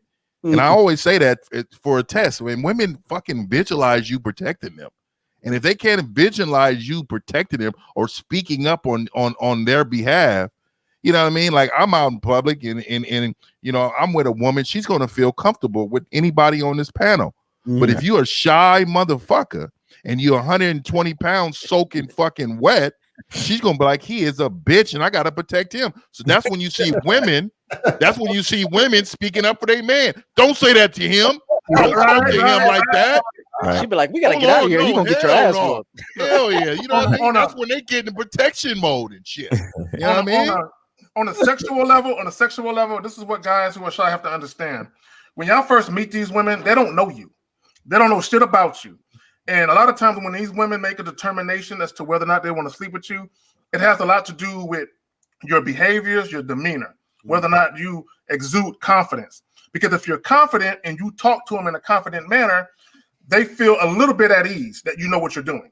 But when you're shy, they're like, why is this motherfucker shy? He must got a small dick. Why is the motherfucker shy? He can't fuck. They that shit will cross their minds at times. Right. Another question right here. Are we good on calls? No, we ain't got no calls either. We still. All right, we got another question right here, guys. So it says, what are some underrated / overlooked skills or characteristics that can elevate my game? Listen, man, you just gotta just do it, bro. You understand? Do it. Masculinity, nigga. Masculinity. Right. Now, this is what I would say too. This is what you know, sometimes annoys me about guys trying to understand game and learn game and shit. Is that you got too many guys that come into this and want to learn how to attract women or whatever, and these dudes never approached a woman ever in their life. They don't know how to talk to no women, right? They never had a girlfriend, none of that stuff. But they come through and they want you to teach them something, and they're like, I just want to get the baddies. I want to get the dimes. I want to get the hottest chicks out there. And I'm like, bruh. And EO was talking about this earlier. It's like, yo, y'all dudes, you can't just go from that to banging bad chicks and it's impossible. Right. You're right, man. Even if I gave you a chick, if I just said here, like this is a chick I know here, take her, you wouldn't even know what to do. You understand what I'm saying? You fucking be falling in love, sweating this chick, crying over this girl in 2 days, and it's just never gonna be a good thing. So I think as far as the characteristics are concerned, you have to really work on your shit. You got to work on yourself to develop yourself into that guy that can handle that type of situation. You see what I'm saying? Because dudes don't know how to handle the situation. Because we talking about even dating multiple women or being with multiple women. It's like if you can't handle being with one girl, right? You got, like Miles was saying earlier, dudes would kill themselves over a chick. Dudes would be crying over this one girl in their class or some shit. Dudes be, worried about talking to that one girl down the block that they've been fantasizing about for 6 months. And it's like, you're still at that level, but you want the best shit. It just don't compute. It's impossible because the women that you're trying to get, right? Those women want a guy who's attractive, a guy who's masculine, a guy who's confident. but you're not there yet. So how in the fuck you gonna have that? You see what I'm saying? So you got to get yourself to that point in order to get the things you want to get. So in order to if we talk about the most underrated thing when it comes to the game, is just you putting in the work. That's right. That's why I look at it. You know what I'm saying? I think one of the most overrated. I know we got another question, but I just wanted to finish this up. Unless you had something else. Yeah. One of the most overrated things is I think that I think guys need to work on their perception. And when I say that, what I mean is in general, is to learn how to listen. Listen with your ears. Listen with your eyes. Listen with touch, body language. Like you have to learn how to listen. You have to learn how to read the situation. Right. Read the chick, read everything that's going on. Right. Because a chick lets you know what she really tells you everything you need to know. But the problem is that so many guys are like the other guy talked about being, he's shy or he's nervous. Right. So he's so scared about the result of the situation that he's not actually experiencing the live situation in front of him. Mm-hmm. You get what I'm saying? Like he's not reading the fact that every time, you talk about her, she flicks her hair and she looks at you and she blinks. You understand? Like he doesn't even realize that because he's so worried about coming up with the next topic to talk about. You get what I'm saying? Like he's not even realizing the fact that she's moving a little bit closer to him because she wants to smell his cologne and he's worried about, oh man, if she orders another drink, I might not be able to pay the full tab. You understand what I'm saying? Like you're being perceptive and having an understanding of the situation. So because here's the thing, and I spoke about this on 𝐒𝐻 show the other day, I think 2 shows ago. So there's regret and then there's fear, right? Regret is the insecurities that you have about things that already happened. You understand? So you have a lot of guys, they made a lot of mistakes with women and they're always worried about those mistakes that they made with women, right? And then they could be on a date right now with a woman that's really, really feeling them, right? But either they're in a mode of regret because they're thinking about all of the mistakes they made previously, or they're in a mode of fear because they're scared of what might happen in the future. Mm-hmm. So you don't even get a chance to be perceptive because you are not in the present. You are not enjoying the moment. You are not sitting there in front of this chick that's feeling you. You are in your mind about the past, or you're worried fucking sick about what might happen next. Mm-hmm. And meanwhile, this chick she's moving closer to you. She's flicking her hair. She's showing you that she's showing interest. She's giving you choosing signals, but your game is so fucking weak. You can't even recognize it. You see what I'm saying? So I think guys need to learn how to manage themselves and learn how to be in the present moment so they can work on being perceptive, so they can see the patterns and see things as they happen, so they can make be calm, be confident to make the best choice for what happens next. All right, wait, no more Cash App. DV into you at the Cash App, but I just want to say something, man. This is why y'all motherfuckers lose. Now, who the fuck said you got to be loud? Nobody said nothing about that. On this panel is loud, man. Yeah, that's that, bro. That's that feminine dig right there. That's when they dig deep to be feminine, and that's what they always want to combat. They always want to combat because they feeling insecure about themselves in some way. So they man. Right. If you got a soft pink heart, then just embrace that, man, and then live it your way. You don't have to be involved with nothing we talking about, man. Right? That little pink heart. Okay, go ahead, give me right here, guys. So, what were you guys' most interesting experience that opened your eyes to the game? What's your thoughts on it? I would say having a threesome. Yeah. Having my first fucking threesome. That shit opened my eyes to the game to the point where I realized that if you know what the fuck you're doing, not even jealousy actually matters. You understand? Not like certain things that so many guys are afraid of. That they think, like some dudes are afraid of having even arguments with the chick, or they're afraid of losing a chick. Like when I'm in there with my girl and this other chick, and my girl left the room to go get some wine. When she was walking back into the room, before she came back into the room, the other chick started sucking my dick. So, and I'm thinking, even in that moment, I'm thinking to myself, oh shit, what's she gonna think when she walked back into the room and this bitch is sucking my dick? But to my like, again, this was my first one. So to my like pleasant surprise, it just got her hot. And then she got down on her knees next to Shorty. And started going back and forth. And I'm like, but this whole time I thought about like, you know, chicks are jealous and this would never happen because this and that. And there's no way I could have 2 chicks sucking my dick and one of them is my girl and the other one is just some chick. You understand what I'm saying? There's no way. But again, when you experience certain things in the game and you realize what's possible, that's when you can begin to understand some of the things that guys like us talk about. Man, it was. Go ahead. I'll say this real quick. Go ahead, this one doesn't have anything to do with women, kind of, but not really. But the one thing I've learned is, as long as you respect the laws of the universe, nothing is impossible. Like literally nothing. Like there's been times, and I'm just going to say this, I don't talk about it too much, but there's been times I've actually like performed miracles in situations. Like there's been times that I've actually healed people by touching them. What now? Who's the real God? Who's the real God? Hit me. And this has happened multiple times on several occasions where I've been able to call something forth into reality. And then it happened. And you would think that you couldn't do that. Like how could a man do this? I remember one time I touched a girl I was seeing. She was in tremendous pain laying on my bed. And she never complained. This woman never complained about one single thing. And then I was outside in my living room. She was in my bed. I walked in my room and she was like in a fetal position, like crying. And she was like, I didn't want to tell you nothing, but I have a tremendous amount of pain in my stomach right now, like a tremendous amount. And then I instantly just said, lay flat for me. She laid flat. I said, what I want you to do is just relax. And then I put my hand on her stomach and I said something inward. The second I took, and this is not a joke, the second I took my hand off, right when I took my hand off of her, she was like, what did you do? What did you just do? And I said, I believed in what I said. And the conditions were perfect for this. And she instantly, the pain was gone instantly. So man, I gotta step my game up, man. Yeah. So I'm telling you right now, I gotta start healing bitches, man. That I gotta add that to the resume. I know that's what I'm saying, man. I gotta heal some bitches, man. I'll give one other quick story. This was about some 2 young black men.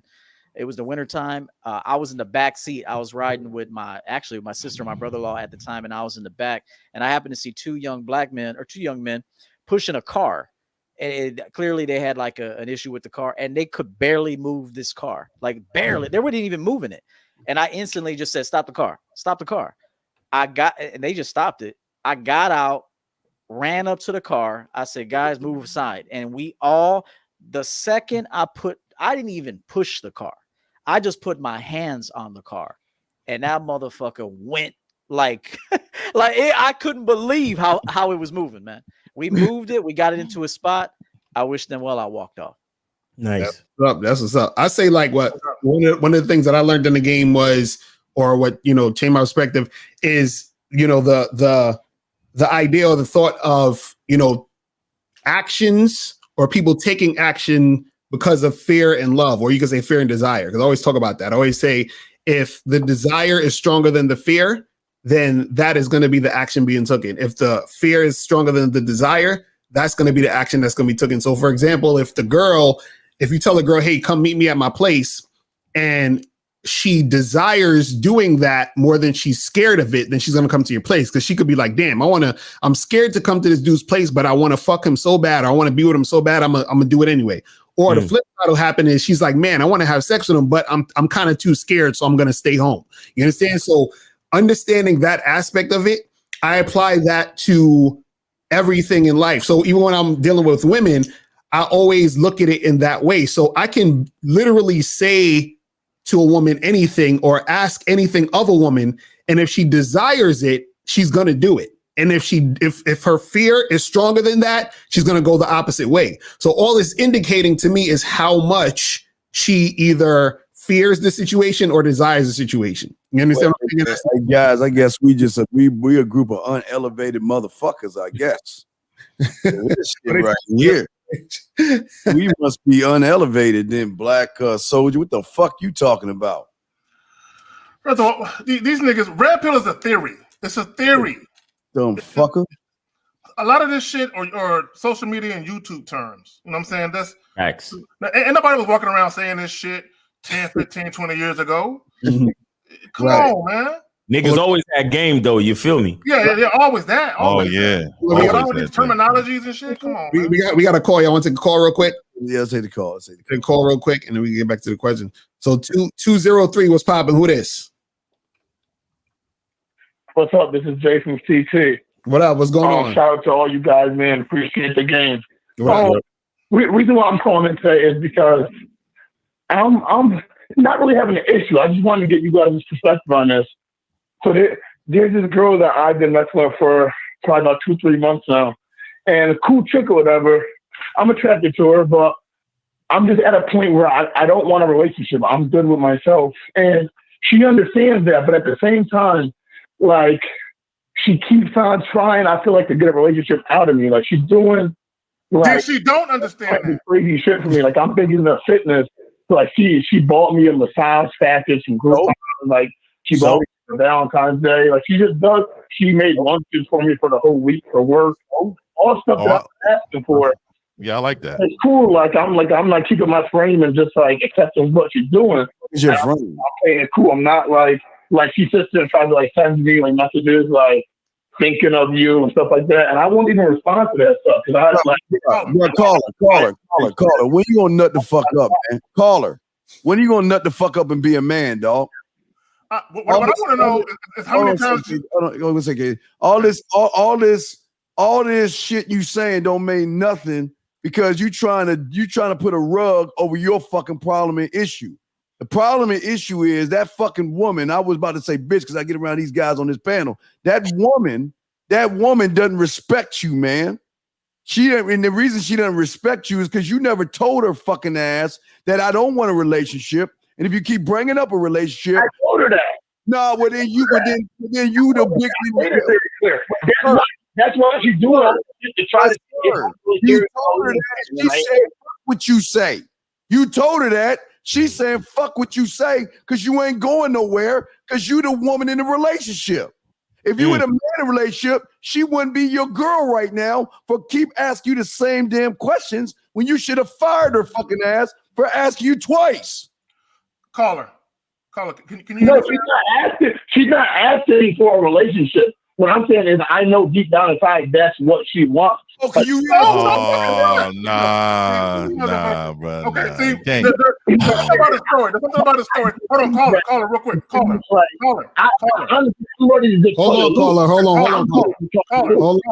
Hold on. Go ahead, K-Zach. What I want to ask you, and when the caller brings you back, just answer the question. I want to know how many times you hit it raw. That. How often does she spend a night, and how often y'all take showers together? All right, go ahead. I never hit it raw. She never spent the night, and we never took a shower together. You doing something to get her. You gonna be her man because what? How long you been fucking with this woman? 3 months, I would say. 3 months, okay. But like not even fucking with her heavy. Like we went to school together way back when. That was it. We were in school, stuff like that. She connected with me on Facebook. Last year, I got big into fitness, just kind of changed my whole lifestyle. I be posting shit, going out to places, restaurants, whatever. How many? And she's reading my messages. Hold on. How many times a week? How many times a week you have sex with her? I've only had sex with her one time in the 3 months, and that was. I'm not believing that. What are you talking about? So you had sex with her one time, and so what were you doing all the other times? Yes. And what were you doing all the other times y'all was hanging out? I don't be hanging out with her like that. I'm like, the real question. How big is she? Because she got to be a chick with low self-esteem and huge. Be honest, bro. Be honest. Ain't no chick that's attracted to that option. Bro, honestly, I'm not. It's not even about that. I think she just likes where I'm at. Like real quick. Let me ask you this, caller. Hey, caller. Let me ask you this. So how many? Let me ask you this. The bigger question is. the bigger question is, caller, is how many times do you text and talk to her on a regular basis? Right. It could be about anything. How many times do you text and talk? What has she got accustomed to in communication?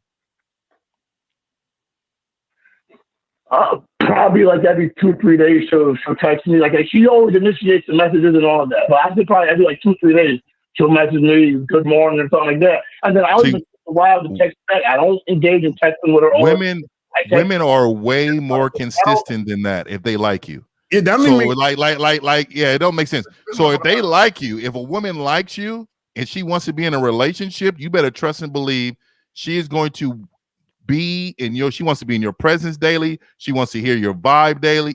She wants to know about you daily on a daily basis. And if you don't realize that, then if you're just saying she doesn't want to be in a relationship and you thinking she does, she don't. Because the telltale is women want to text and talks every day. She already was like, look, she already said, she was like, look, like, I don't know. Hey, fuck it. Call her ass right now and tell her that you ain't gonna give her no relationship. Call her right now if you about it. Call her. Call her right now and tell her, bitch, I ain't gonna give you no relationship. And if you ask me again, I'm gonna fire your ass. You got the balls to do that? Hey. No, but it's not even for that. She's not asking me for a relationship. She's not doing nothing. What's the problem? Because didn't you just say she was trying to get in a relationship with you? Now she's not asking for a relationship. What is she doing? The shit that she's doing in relationship shit, making me want to I see what she's pining for. Pretty much this whole call was like, should I just dead it? Can you please mute this motherfucker so we can talk to this? We're gonna mute you for a second. Go ahead, EO and Steve. Go ahead. You guys can actually create problems when there are none. To me, I don't even hear a problem in this. Like there's no problem in this. Like you guys could actually create a problem when there's no problem there. And then also remember this line: I can be the man in your life, but I don't have to be your man.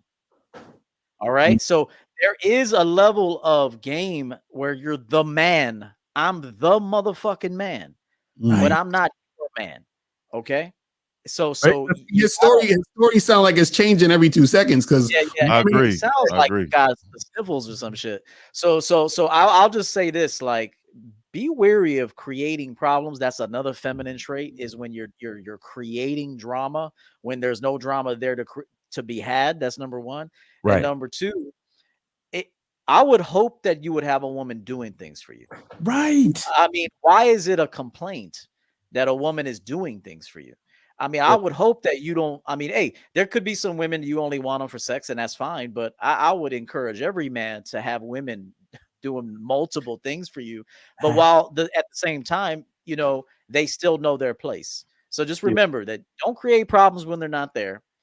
Value for value, reward these women. So that way, when they do something for you, you do something back and it's squashed.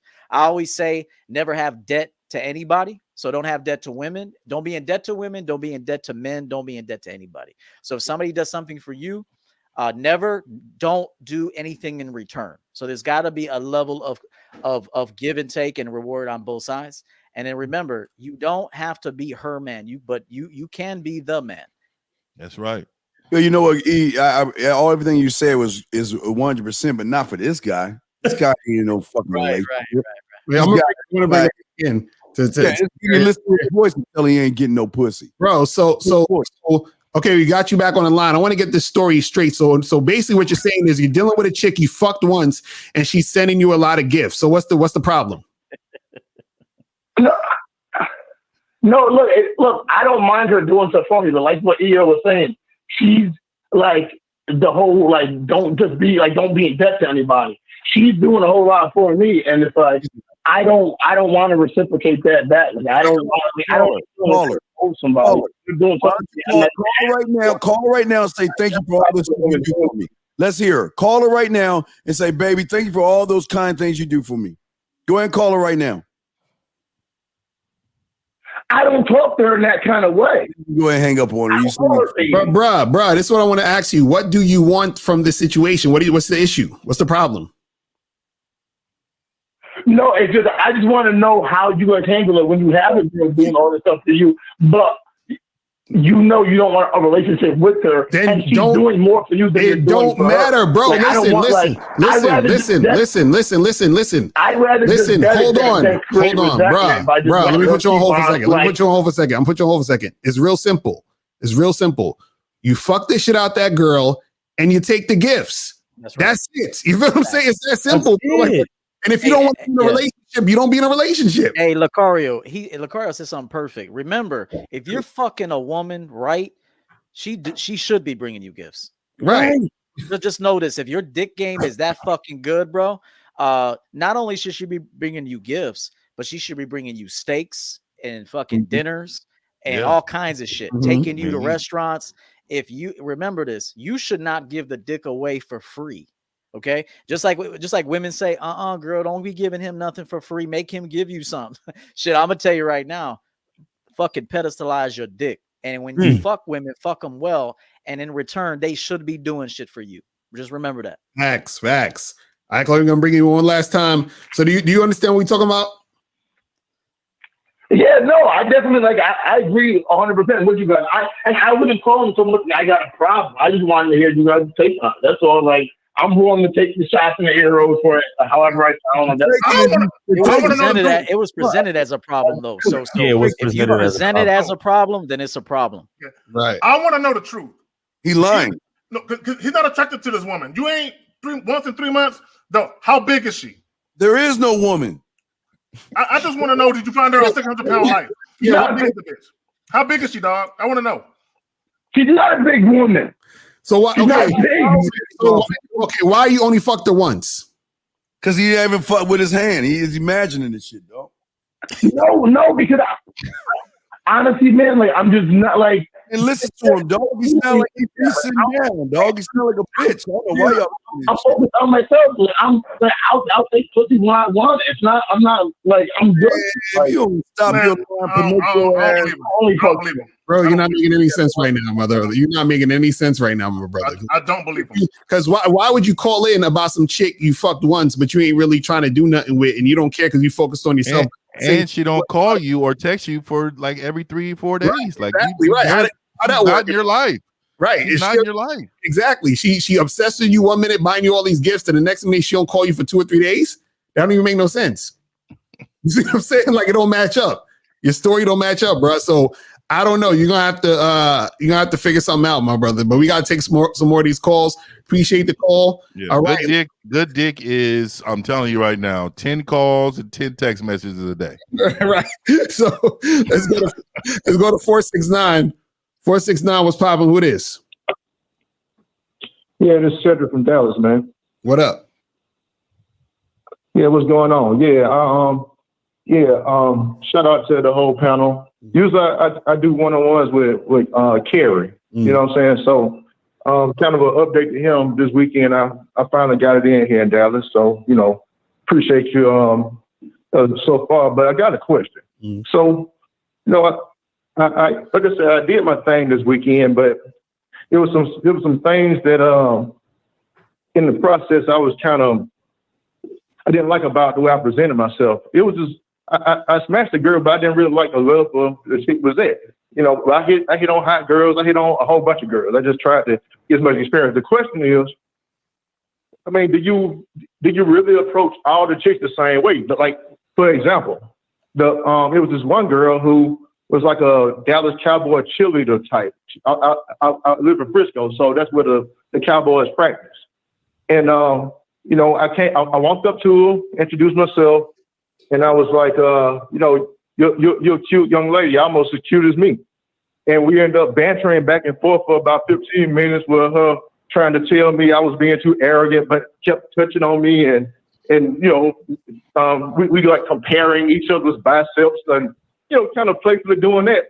But then after that, she just kind of left and went back to where I presume her man was. But yeah, my question is, like, I felt like it would have been worthless for me to come up and tell her how pretty she is because I feel like she hear that all the time. You know what I'm saying? Who told you to walk up to her and tell her how pretty she is? Did you come back the same way? Huh? Who told you to walk up to her and say how pretty she is? I didn't do that. I'm telling you. Why would you sit around and waste 15 minutes of your life that you can't get back bantering over biceps when you should have put your motherfucking bid in? And if she was wasting your time, you would have floated the fuck off in 3. Why waste 15? Well, case taken. Thank you, sir. So what? So the issue is what? Is that your what's the situation? What's the issue? I was just asking, do you get at all the girls the same way? Oh, so do you go to the Dallas Cowboy cheerleader the same way you go up to the average girl? Yes. Now you're pedestalizing the bitch. Don't do that. She has zero status. I don't give a damn who she is. Yes, Stacey Dash is now dating brothers again, so you know she gets the same game. Call her. Every woman the same, brother. These women are not special, bro. Stop. They're not. And I don't say that for any women listening. I'm not saying it because I'm being mean or whatever. Y'all motherfuckers ain't special. I don't know you. You know what I'm saying? So to me, if you don't add a benefit to my life, you're not special to me. You know what I'm saying? So this chick added no benefit. But for you, you're looking at her and you're thinking about Dallas Cowboys cheerleader. So automatically you're being impressed and you're enthralled by the prospect of her having this type of status. And she's just a woman, bro. She ain't no different than a chick at Walmart bagging your groceries. Thanks. She ain't no different. Mm-hmm. And just remember too, caller, that no woman walking in the door is special. You have to create the woman you want. Lucario says this all the time. I say this all the time. Every woman is coming in a representation of where she's coming from, her past. So it's up to you to take what works, keep that stuff, and then you coach her, break her down, and build her up into what you want her to be for you. So just remember that there is no woman on the planet that is coming in knowing how to treat you. It is your responsibility to mold a woman, to put her in positions to teach her things. And so if you can't do that and you don't have this kind of coaching mindset, you'll never be successful with women long term. Never. All right. Well, I appreciate everybody's input. And like I said, thanks again. And that's it. Appreciate the call, man. All right. All right, so we ain't got no calls right now. So guys, calling numbers 516-387-1224, 516-387-1224. If you guys want to call in, don't be calling up on the last minute because I know how y'all do when the show starting to end. Y'all want to call. Everybody want to call in.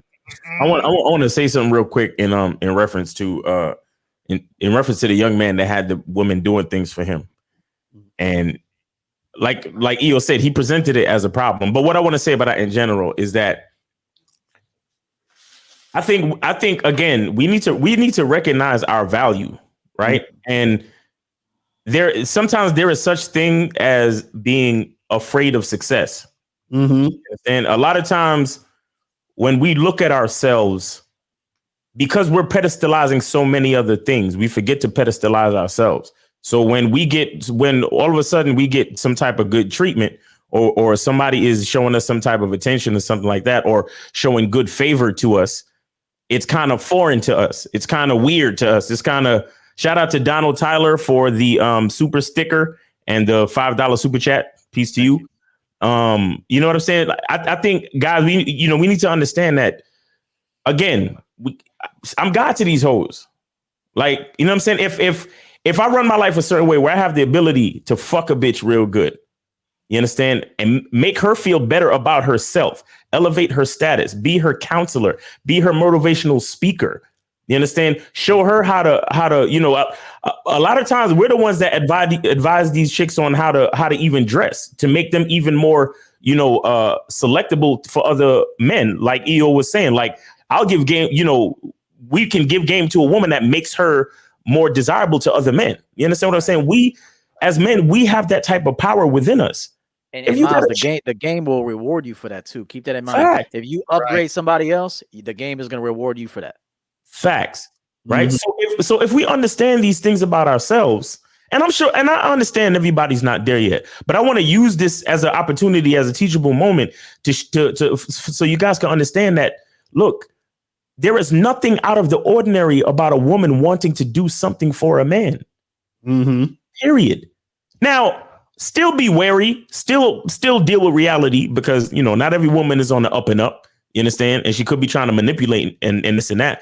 But as long as you're secure in your situation, you understand what's going on, and you have a leveled head, and you're observant, and you see and you know what's going on, and you let this female know what it is. There's absolutely nothing wrong with a woman doing things for you. You understand? And creating connections for you. Look, there's a lot of lonely ass women out there. And like Coach EO said, sometimes you are the man. You're not necessarily their man, but look, women are nurturers by nature. Women, they seek leadership by nature. Shout out to Eddie Fuse on the Game Kings documentary. They seek leadership by nature. You understand? They have a hive mentality, and they think with their emotions, and that's why they're so easy to be manipulated. And that's why most marketing campaigns are directed towards women, because they are the ones that are always seeking some type of leadership. And there are times in a woman's life where she can be actually so her energy as a nurturer and as a giver can be so pent up, and you are the outlet for that that good favor. You are the outlet for her cooking. You are the outlet for her doing things. You are the outlet for her wanting to be a woman for someone. Do you understand what I'm saying? All you have to do is quarterback the situation and guide that female. You understand? And understand that, I'm a man. I'm valuable to this woman. Whether I give her a relationship or not, I am valuable. You understand? And when I see things like that, I see guys not recognizing their own value, to the point where, like you said, EO, he's creating a problem where there is no problem. You see what I'm saying? Because you have a woman that wants to do something nice for you or do nice things for you, let her do it. Keep your eyes open and make sure you know what's going on. But it is what it is. You're a man. You are intrinsically valuable to women, period. And that needs to be understood. My bad. Go ahead, Miles. Hey, Miles. No, I'm good. Hey, I want to say something to the audience, because I know there's a lot of guys that might have heard Miles say, you could be her counselor, her motivational speaker, and they might think, I ain't doing all that shit. I want to let you know something right now. You can do all of that shit in 3 minutes.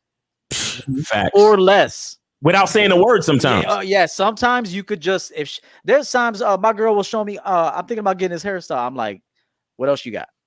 And then and then she'll send me another example. I'm like, okay, give me a third one. Let's go for 3. All right, I got this one. All right, cool. 3. We're going with 3. That's it. Right. So I showed her leadership, put her on game of what's going to look best on her. I did all that in 30 seconds. Right. Let me say this real quick. A lot of guys, they're so used to trying to impress women. Right. They're so used in taking women out on dates and spending money, that when it's in reverse, they don't know how to act. They're like, what the fuck is going on? They feel like a fish out of water. It's foreign to them. You know what I'm saying? And to me, embrace that. When you have a woman that's pedestalizing you instead of you being a person always pedestalizing a woman, embrace that shit, relish it, package that shit up, and say, from now on, any woman that deal with me got to treat me like this. Right. Any woman that treat me below that, I can't fuck with them. That's right. Okay. Reset the standard. Reset the bar of treatment. Facts. Real talk. You know what happened? I heard somebody say this. Either they say macking on accident. Mm-hmm. I forgot who said. I think it was either Rosebud or I think Top Soil probably. I think yeah. But this is not me saying this, but I've heard it. Guys say some dudes out there be macking on accident. Right. And sometimes when you carry yourself a certain way in front of a female, sometimes when you straight up just act like you don't care and you don't want a relationship, that's exactly when the female falls in line. Mm-hmm. You understand? Because she wants to see if she can, use her nurturing and her feminine energy to sway you or do certain things or whatever. But the point of the matter is, some guys out there are macking on accident, and because they've never been exposed to that type of treatment from a female, because like 𝐒𝐍𝐓 said, they're always trying to impress the female. When it's actually on the reverse, they're like, what is this? What's going on? And shout out to Unique 79, one of the baddest moderators out there.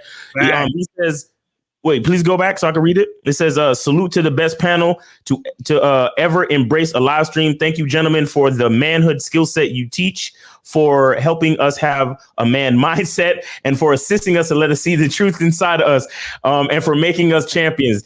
Yo, shout out to him for being creative with the wordplay and mentioning all of our platforms. Right there. That was some game right there. That's game right there. Exactly. And shout out to Freelance Ronin for the $10 super chat. He says, great Sunday night show as always. Salute to the crew. Facts. Right. Thank you. That's what's up. So, guys, make sure I call in 516-387-1224, 516-387-1224. And if you have a question, put a Q in the chat and get that shit cracking. You know what I'm saying? If you have any more questions in the chat, I'm trying to find where everything's clear. We can finish talking about the stomach for right. Yeah, I wanted to say this too about the whole thing of just the whole thing about multiple women and trying to do that and all of that. And it goes back to what I was saying earlier about guys being in the game and not understanding the type of work they got to put in to make things happen. Because I think this is something that messes up not only men, but women. I think just people in general do this.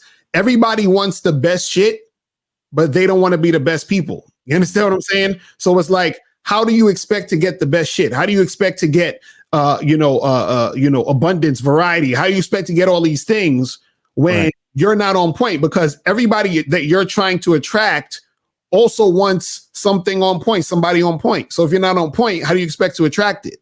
And so this is why we tell you guys that game is important, because if you're not on top of your game, it's going to be a direct reflection of your situation. So if your situation's fucked up or you don't like your situation, you got to look at yourself. You see what I'm saying? So if you want to change your situation, you got to change yourself. You feel me? But we got a call. Let's go to 647 in the queue. 647. What's popping? Who this? I'm looking for Steven. Nigga, Steve oh my God. Let me add this real quick, Lucario, to kind of piggyback off what you were saying. Yeah. One of the laws of attraction is like attracts like. You attract who you are. If you're a guy out here and shit ain't going your way, it's meant to be that way. You know what I'm saying? Because you are not up where you need to be to get the women that you want. And when we talk about the women that you want, a lot of guys is too focused on a quality woman being a beautiful woman. Just because a chick look good doesn't mean she's a quality woman. Okay? Number one, to me, this is how I look at it. I just assume that if you're a guy on point, you're not worried about a woman's look because you're not going to fuck with a chick that don't look up to your standards anyway. So guys need to be more concerned with how the woman treats you. Is she feminine, submissive? Is she compliant? Is she pleasant? Okay, worry about that shit. But again, you can get all of that in a woman who is attractive. But if those women don't gravitate to you, or if you try to holler at those women and they don't fuck with you, there's something about you that they don't feel is equal value. So just be, pay attention to that. I'm with you, man. I do appreciate that what you said too when you said that you attract your worth pretty much, man. And I agree, man. I think you need to get some self standards, man. Some things that you want out of a woman, and just take away sex from it. And I think if you can do that, I think you'll put yourself in with way more value. I always tell men to create value within yourself, man. Create value in a relationship, whatever that is, to that woman, for her to feel like that you're irreplaceable. Right. And she needs to feel that in her soul.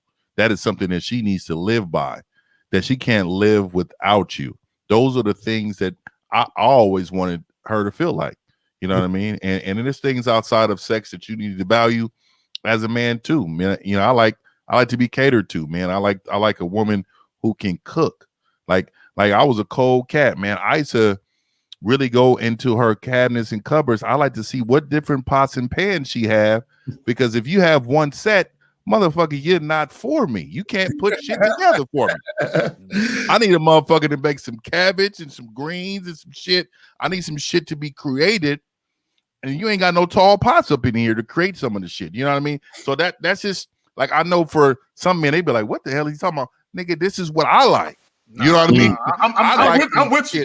I need some shit to be taken care of for me in a certain way. And in order to do that, okay, well, look, we need to get you on this level. You know what I mean?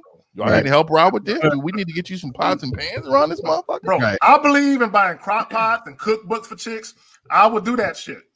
Oh yeah, feminine products, nigga. The feminine products. There you go. Feminine products, nigga. That was a feminine product. And I'll even get an apron made with your name on it for you. Okay? Oh, I yeah. have no problem doing that shit. Right. Oh yeah. Right. Keep in mind this. I'll say one quick thing. Every girl in your rotation is not going to do the same stuff.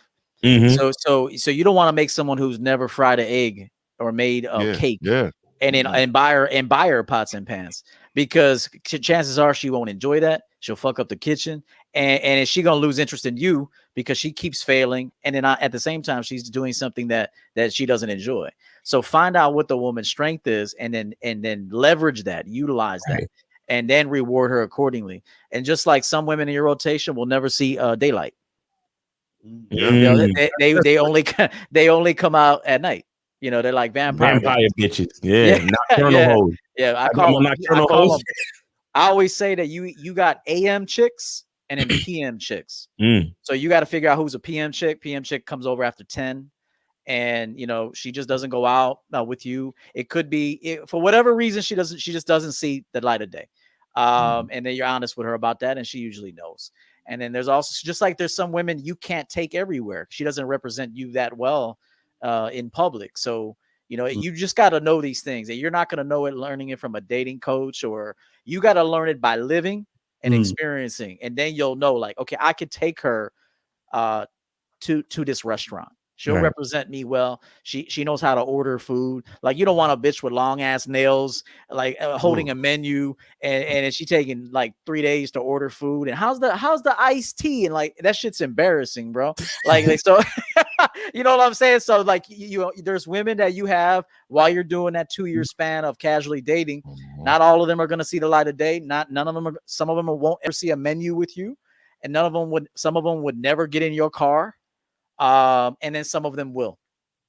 Right. We got 2 questions. You got a call, Lucario? Or we good? We got a call. Let's get into the call real quick, and then we get to the questions.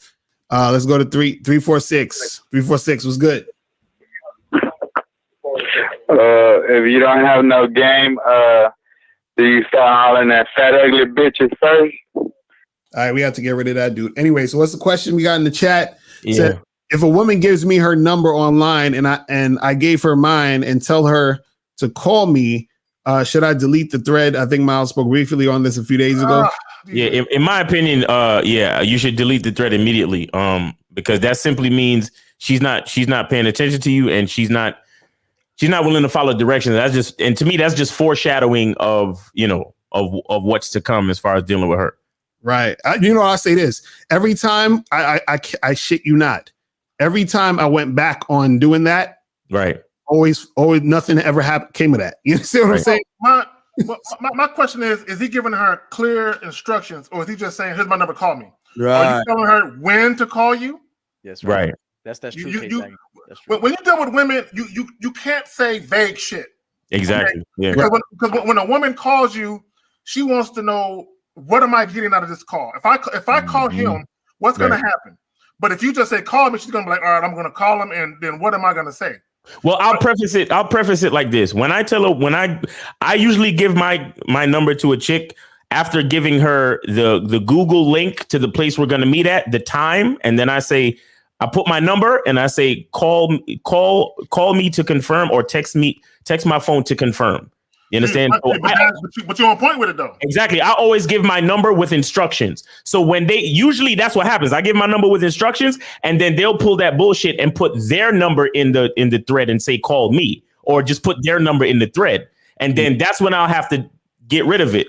But if the guy asking the question is on some vague shit and he's just trying to get her to call him and not really moving forward with like some type of next progressive step, then that's a different story. So you have to move with a progressive step, like these guys are saying. Be very specific with why you're giving her your number. And then if she still gives you her number instead, then I say, you can delete the thread. That's what I say. Let me just put a real quick spin on something, because I agree with these men. And then I also have a vision of stop being so emotional about these women. Like, how could you get upset over a motherfucking stranger? Like, so what I would say is that if she's not at this time giving you what you want, if you handle it correctly, she might give you what you want in like a month or 2 months.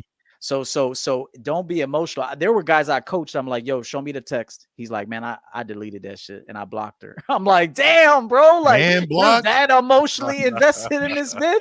Like that's a problem. Like that's a major problem. And that's an ego problem too. Like that's not a masculine, that's not very masculine that you're getting that upset over a woman you don't even know yet. Like you haven't even seen her yet. So I would say some sales are in the pipeline. They should be in the pipeline. They're not all sales are getting closed today. As bad as you want them to get closed, they're not getting closed today. You have to live in the future sometimes too. As important as it is to live in the present, you also have to learn the art of living in the future. And so some women, if they're not giving you what you want, all you tell them is clearly right now is not a good time. I'll tell you what, when it is a good time, get at me. Hey, Steve, can you repeat that last question? I'm sorry, yo, my bad. So I'll just leave it at that. Like, remember what these men are saying is correct. And there's also another element I would like to introduce, which is stop being in your feelings and so emotional. And remember, not all sales are going to get closed today. Some sales, you got to eat. We always say this in sales, you got to eat next month. So if you remember that, you got to eat next month. So stop being emotional and stop being mean to a woman you don't even know yet. It's very, very feminine to do that. You talking about that question? Let me read this. It says, can you take a woman back if she's confessed to I'm sorry, can you take a woman back if she's confessed to you that she's cheated and still provides value in the situation? How? Well, I wanted to say this too.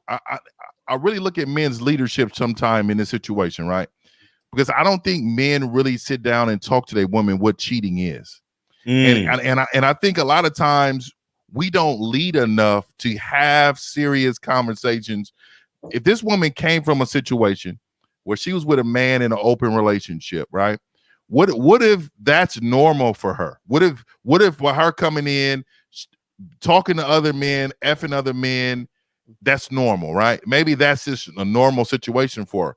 So a lot of times some men just think of it as in a blanket statement. Cheating is this, and this. I think the cheating is defined in so many different avenues now. So if it's something that you're going behind my back and doing without communicating, that could be a form of cheating. Some men will say, hey, you watch this program without me that we normally watch. That's fucking cheating, right? You know what I mean? Like you guys get what I'm saying? Yeah. I think men need to really define what that is for the relationship. And I think it starts from the beginning. Have these conversations with the woman. If you're a leader, you have to lead all the time, not just sometime. Right. You can't leave it up to the last relationship and say whatever rules y'all had, that's fine. You get what I'm saying? Right. But I would ask the guy. My thing is when he says provides value, value is subjective. You know what I'm saying? Value to you maybe she just fucks you a lot, okay, and that might be valuable to you. But what type of value does she provide? And two, the situation, the cheating. You know what occurred, what happened, and also if you take her back, do you really think it's going to be a monogamous relationship at that point? Probably not. You're probably going to have to open it up and be like, we got to have an open relationship. I mean, the value may be he may be broke, and then he may be living off of her, and he needs a bitch. You know, like I know some cats has been, one check away from leaving the bitch. You know what I mean? One good check away from leaving the bitch. So sometimes men are in situations they don't like. So you created an environment where her value is bigger than your self-respect. You can't be in an environment like that. I'm not going to be in an environment where she's worth more than anything I have inside of me. No, I'm a man. I mean, fuck all that. Right. There you go. I wouldn't take it back. If you say, well, the fact he even asked the question, he has no value. I mean, he just killed us. He has no value because she cheated on him because he didn't have any value, but he thinks he's got that she has value. He wants to bring her back. So, man, y'all. I think the thing is, if you're in a monogamous situation, and we'll take this call in a second, but if you're in a monogamous situation and your woman cheats on you, that's super disrespectful. You know what I'm saying? Super disrespectful. And again, like I talked about this before, is that, man, because again, she's losing out on the thing, or she's potentially losing out on the situation that is the hardest for her to acquire. You understand what I'm saying? So basically she's saying cheating on you is worth losing the relationship. You understand what I'm saying? So for a woman to get a relationship, and a good relationship, is difficult. So basically she's saying, I'm willing to lose this difficult situation for this other shit. You understand? You know, I'm losing this situation that's difficult to get in, I should say, for this other shit. So basically she's saying, fuck you to you by doing this. You understand? Because like, see, when a man cheats, right? For a man who knows how to get women, he's like, well, I cheated, man, I might lose a good woman, but it's not that difficult for a high value dude to get another woman in a relationship. For a woman to get a high value man and then get him in a relationship, it's fucking difficult as hell. So basically what she's saying is that all the hard work it took for that relationship to occur, and the work that you put in the relationship to keep the relationship going, she's saying, fuck all that, I'm gonna go cheat, and that's that. So you taking her back after that makes zero sense, because that's super disrespectful. You understand what I'm saying? That's crazy disrespect. I'm like, fuck out of here with that shit. And this is coming from a guy she will cheat again too. You take her back, she'll cheat again. Right. Oh yeah, facts. All right, so yeah, we got another question. We got a call. Yeah, let's take this call. We got a question. Fucking hold on. Yeah, who this? Steve Brown. All right, this nigga stupid. Well, here's one right here. Now, I don't understand. This is what I understand about y'all guys out here. If a woman asks you what casual means to you, this is what I understand. Y'all motherfuckers need to know what it is you really want and be able to stand on what it is you want. I mean, come on, man. This shows how weak you are. Man, come on, man. If a woman asks you what casual means, man, don't you know what casual means? And if you know what casual means, hey, if she's asking it, it's because she wants to know if you just casually dating, maybe. Do you want a relationship? What do you want?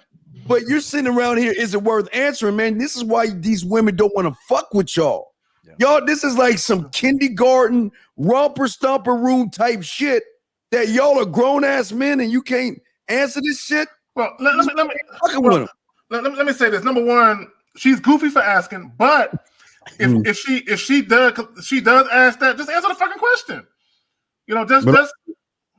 And I was gonna say it also depends on the tone of how she's asking it, because if you're talking to a girl and then she's asking in a way where you can tell she's fucking playing games.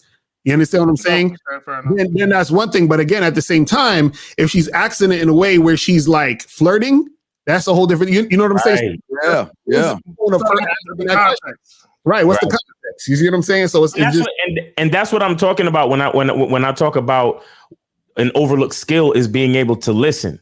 Mm. You understand? Because guys be talking, but they're not really listening. Now, it depends on how that girl is asking that question. You understand? Because if she's on some standoffish, judgmental shit test mode type shit, and she's like, well, what does casual mean to you? Right. I'm looking at her like, first of all, you need to pump your brakes, take a sip of your drink, and maybe I'll decide to answer that question a little bit later when you calm down, right? That's like scenario number one, right? But if she leans into me and she's touching my arms and gripping on my biceps, and she's like, so what does casual mean to you? Right, exactly. You know what I'm saying?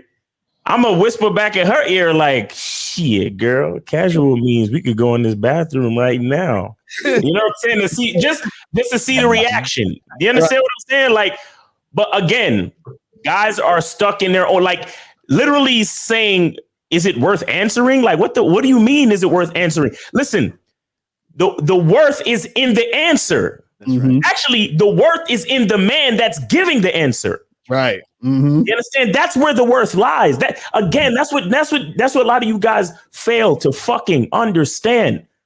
Everything is inside you. Everything. It begins and ends with the man, and the truth is inside you. Like, what else and manhood is a fucking skill set. So even how you and remember what I said before. The truth could be a motherfucker, but if you know how to express it, you understand what I'm saying? That woman can feel you on that. So it depends on how you answer the fucking question. You feel me? You could look. There are some guys out there that could whisper in the girl's ear and say some shit like, "Casual means I've had sex with every woman in this bar tonight." Right. And the woman will hear some shit like that. Now she could take it she could take it, one way or the other. Now, so if she's feeling you, she'll take it in a way where she knows you're joking or she thinks you're joking, because you could have probably fucked every chick in the bar that, in the city that night or whatever. Right. But she's feeling you. So she's going to take it as you're joking. Why? Because there's more value in her laughing at a joke than her getting mad, because she doesn't want to get on your bad side because she's feeling you. You see what I'm saying? But then you say the same exact thing and then she goes, "Oh my God, you're so disgusting." Or, "Oh my God, you're so nasty." And then that's when you can take a page from ARC's book. What's it called? Ooh, what's it? Ooh, Say it again. Yeah. Ooh, say it again. Y'all niggas know. And you can fucking whisper in the ear, "Tell me I'm nasty again." You understand? And then just flip the whole conversation. Her left ear.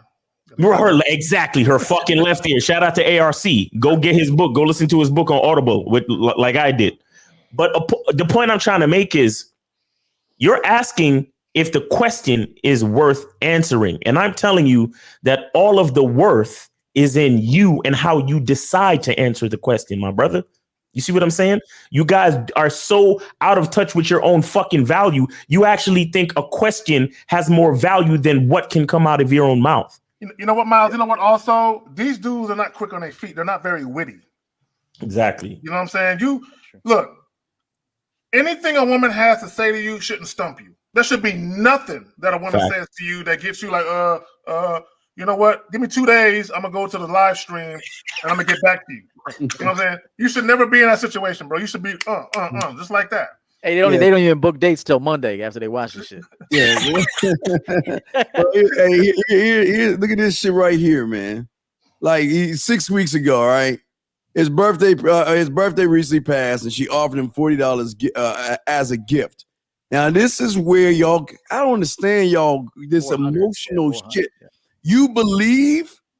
Do you know or do you believe?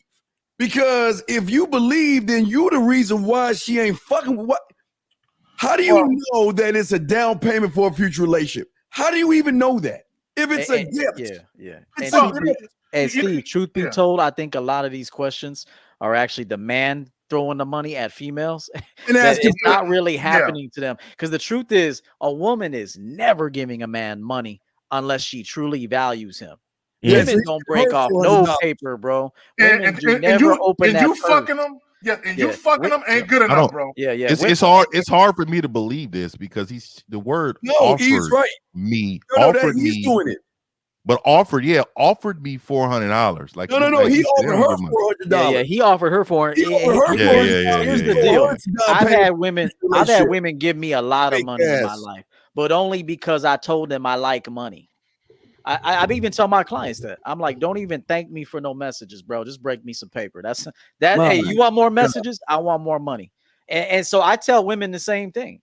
So the only way a woman is going to give you cash, which is very valuable to them, is if you've groomed her to give you cash. He ain't do shit. She ain't just giving you cash, bro. Yeah. So and he said 6 weeks ago. So 6 weeks ago, your birthday, she ain't talked to you in a month and a half. And she remembered your birthday and she got $400 for you. Come on, bro. Y'all niggas is y'all lying. Like EO said, y'all skipping steps because there's some shit to the story that you're not telling. Oh, you know what I'm saying? Come on, man. Exactly. He's just not telling you that he tried to offer her $400. She probably didn't take it. Then he said, "This is a future for a down payment on a relationship that one have with you. If you do, when you get done with Miles, you get done with Mr. Lucario, and you get done with 1950." Fuck that K-Zag and that E motherfucker. When you get done, I'll still be there for you. I still love you. Hey, let me say this one last thing about this, because this one I gotta say. You wouldn't be asking this question if a woman threw you some cash.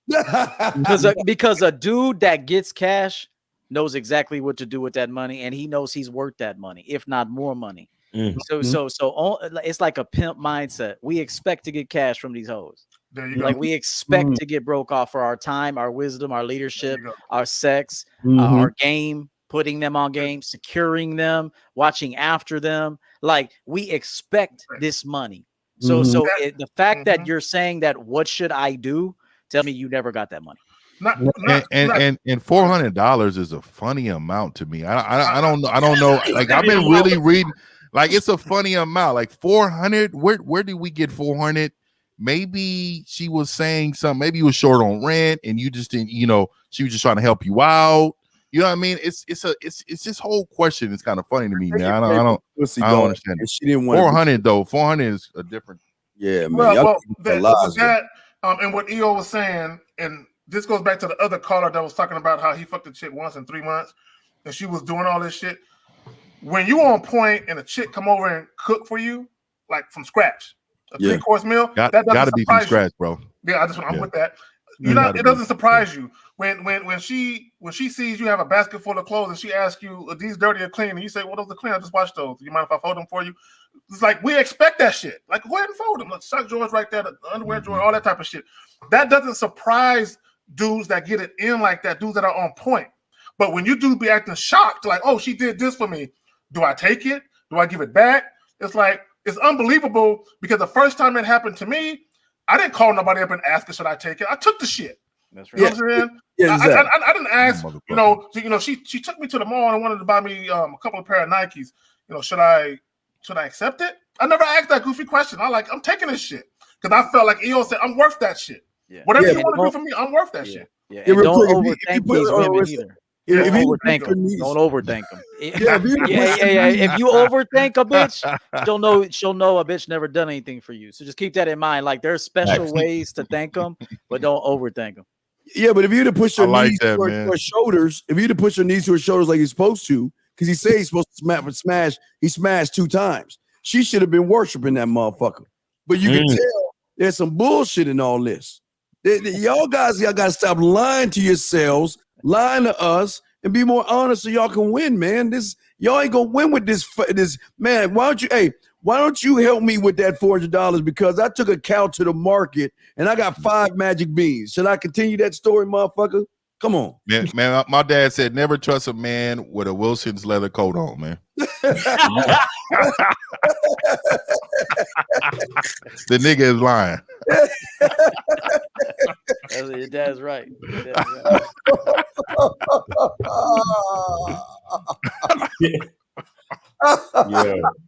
That's on everything I love. He said that on everything too. Oh, hey! One last thing about grooming these women to be good to you. Like you got to leave things for them to do. Like if you don't do your dishes, like leave like 5 or 10 of them in the sink. Don't leave her like pots and pans and shit, like a bunch of shit. But leave her enough that you're grooming her to do stuff. And there'll be times my girl will come over and I got all the laundry set on the bed. And I'm like, "Hey, you see that laundry?" She's like, "Yeah, I see it."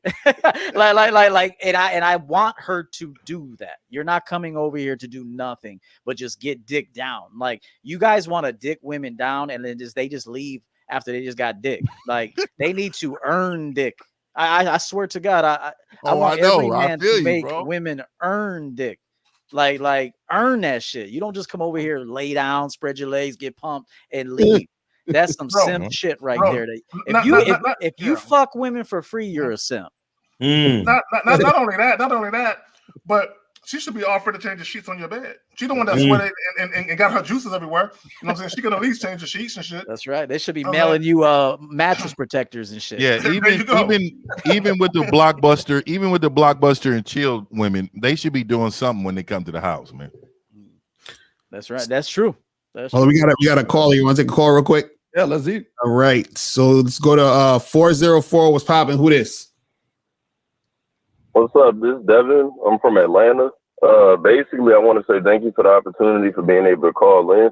I follow all of you guys. I follow all of your content. I'm also a DVNT who asked the question about the cheating woman. Right. Basically, me and my girl have been together for 4 years. She cheated back in September. And we broke up and everything, but she confessed it to me. She told me what she did. got with some older cat, was doing all of that. You know, I follow all of you guys' content, and I'm a young college student. I'm only 21. And while she was cheating, I didn't even really notice because I was so focused on my schoolwork and focused on just, you know, being young that I wasn't really tripping on it. But, you know, she came to me, broke down, cried, told me everything, you know, got rid of the dude, deleted him off Facebook, deleted him off Instagram. And I know from following you guys' content that could be capped. So my main thing is, since I listened to you guys and you said go through that trial period of just learning yourself, we've been together and, you know, she's been doing everything I want. I didn't get her nothing for Christmas or for Valentine's Day. She took me out. She's been going over and beyond the, you know, to make up for it. Constantly beats us up for it. Young man. You know what the mark is? Hold on.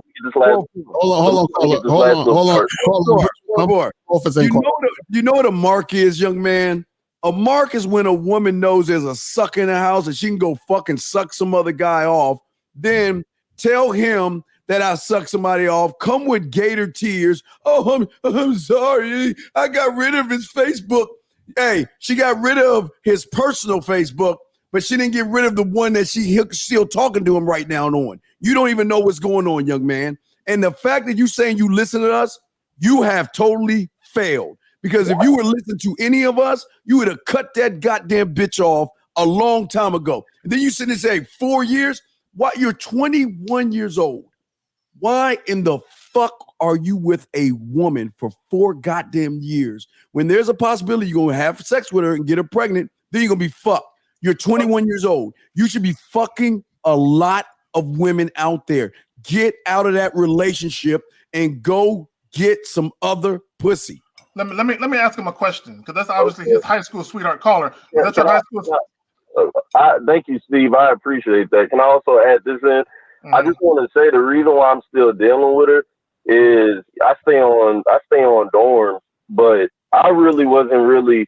I don't know, like like somebody said earlier about everybody has a different view of value. You know, we have sex. She buys me things. You know, it's kind of, you know, she kind of off on me. That's the main reason why I haven't really gotten rid of it. Caller, bro. Let me ask you a question. Was she the only woman you ever had sex with? Nah, I've been with 3 other chicks. Okay, 3 other before her or 3 others since her? Before her. Okay, so I'm assuming y'all was dating in high school because you said 4 years, right? Yeah. Do y'all go to the same college? No, we go to separate colleges. So let me ask you a question. So you're 21 years old. Well, let me make a statement. You're 21 years old. There is nothing a 21-year-old woman can provide you by way of value, bro.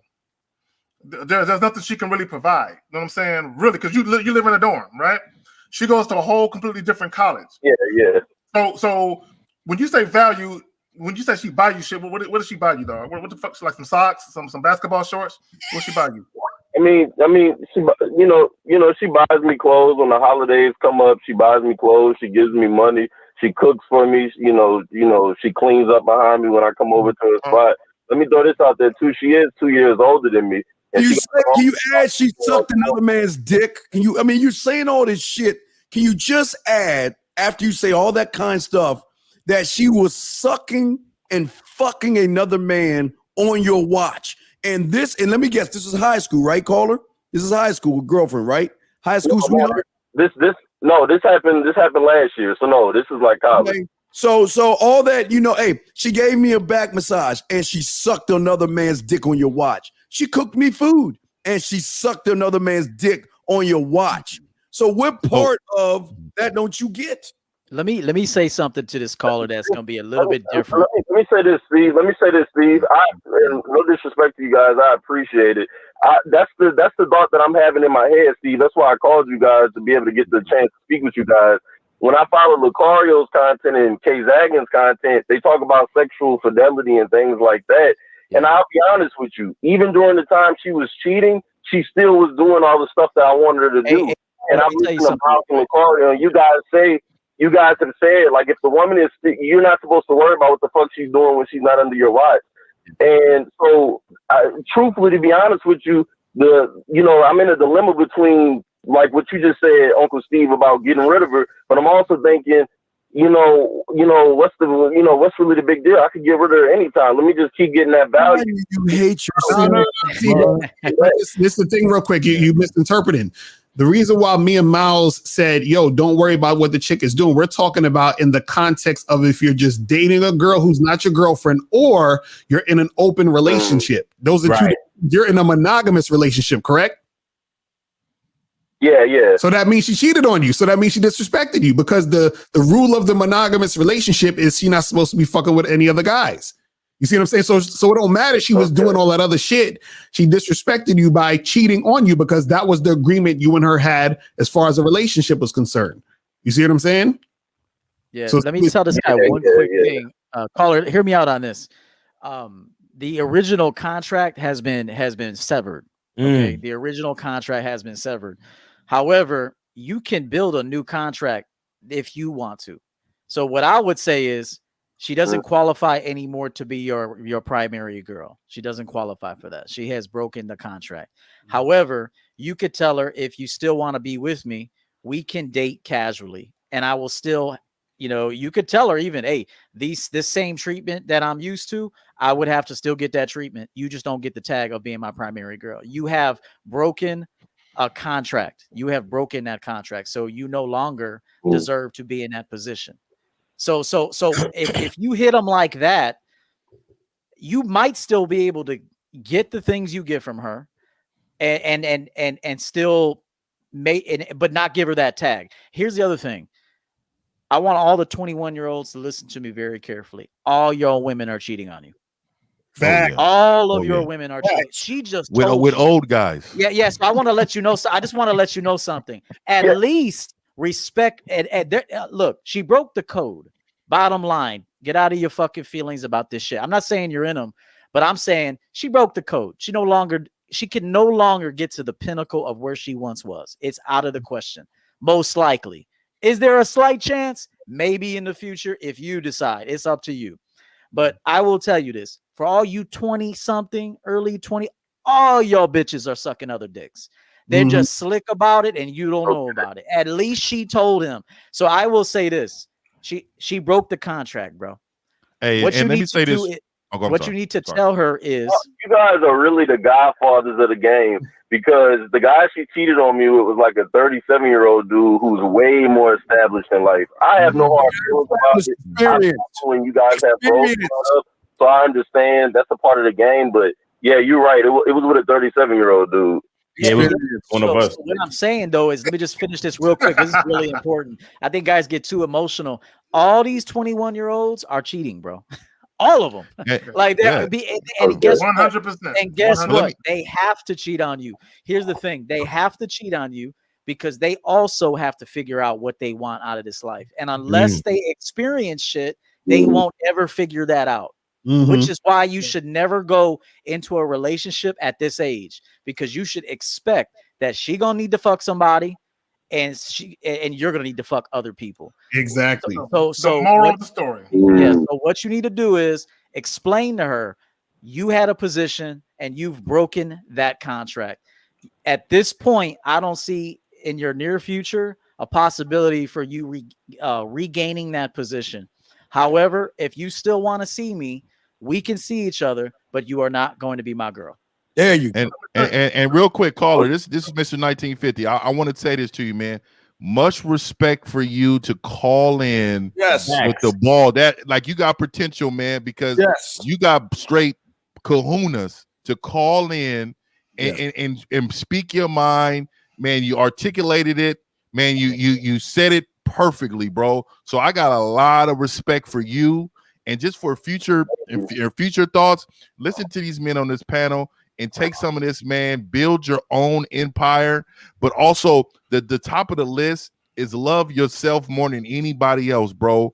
And I think the kink in your armor is that you valued her more than you value what you have in yourself, which is your self-love. All right. And your self-respect.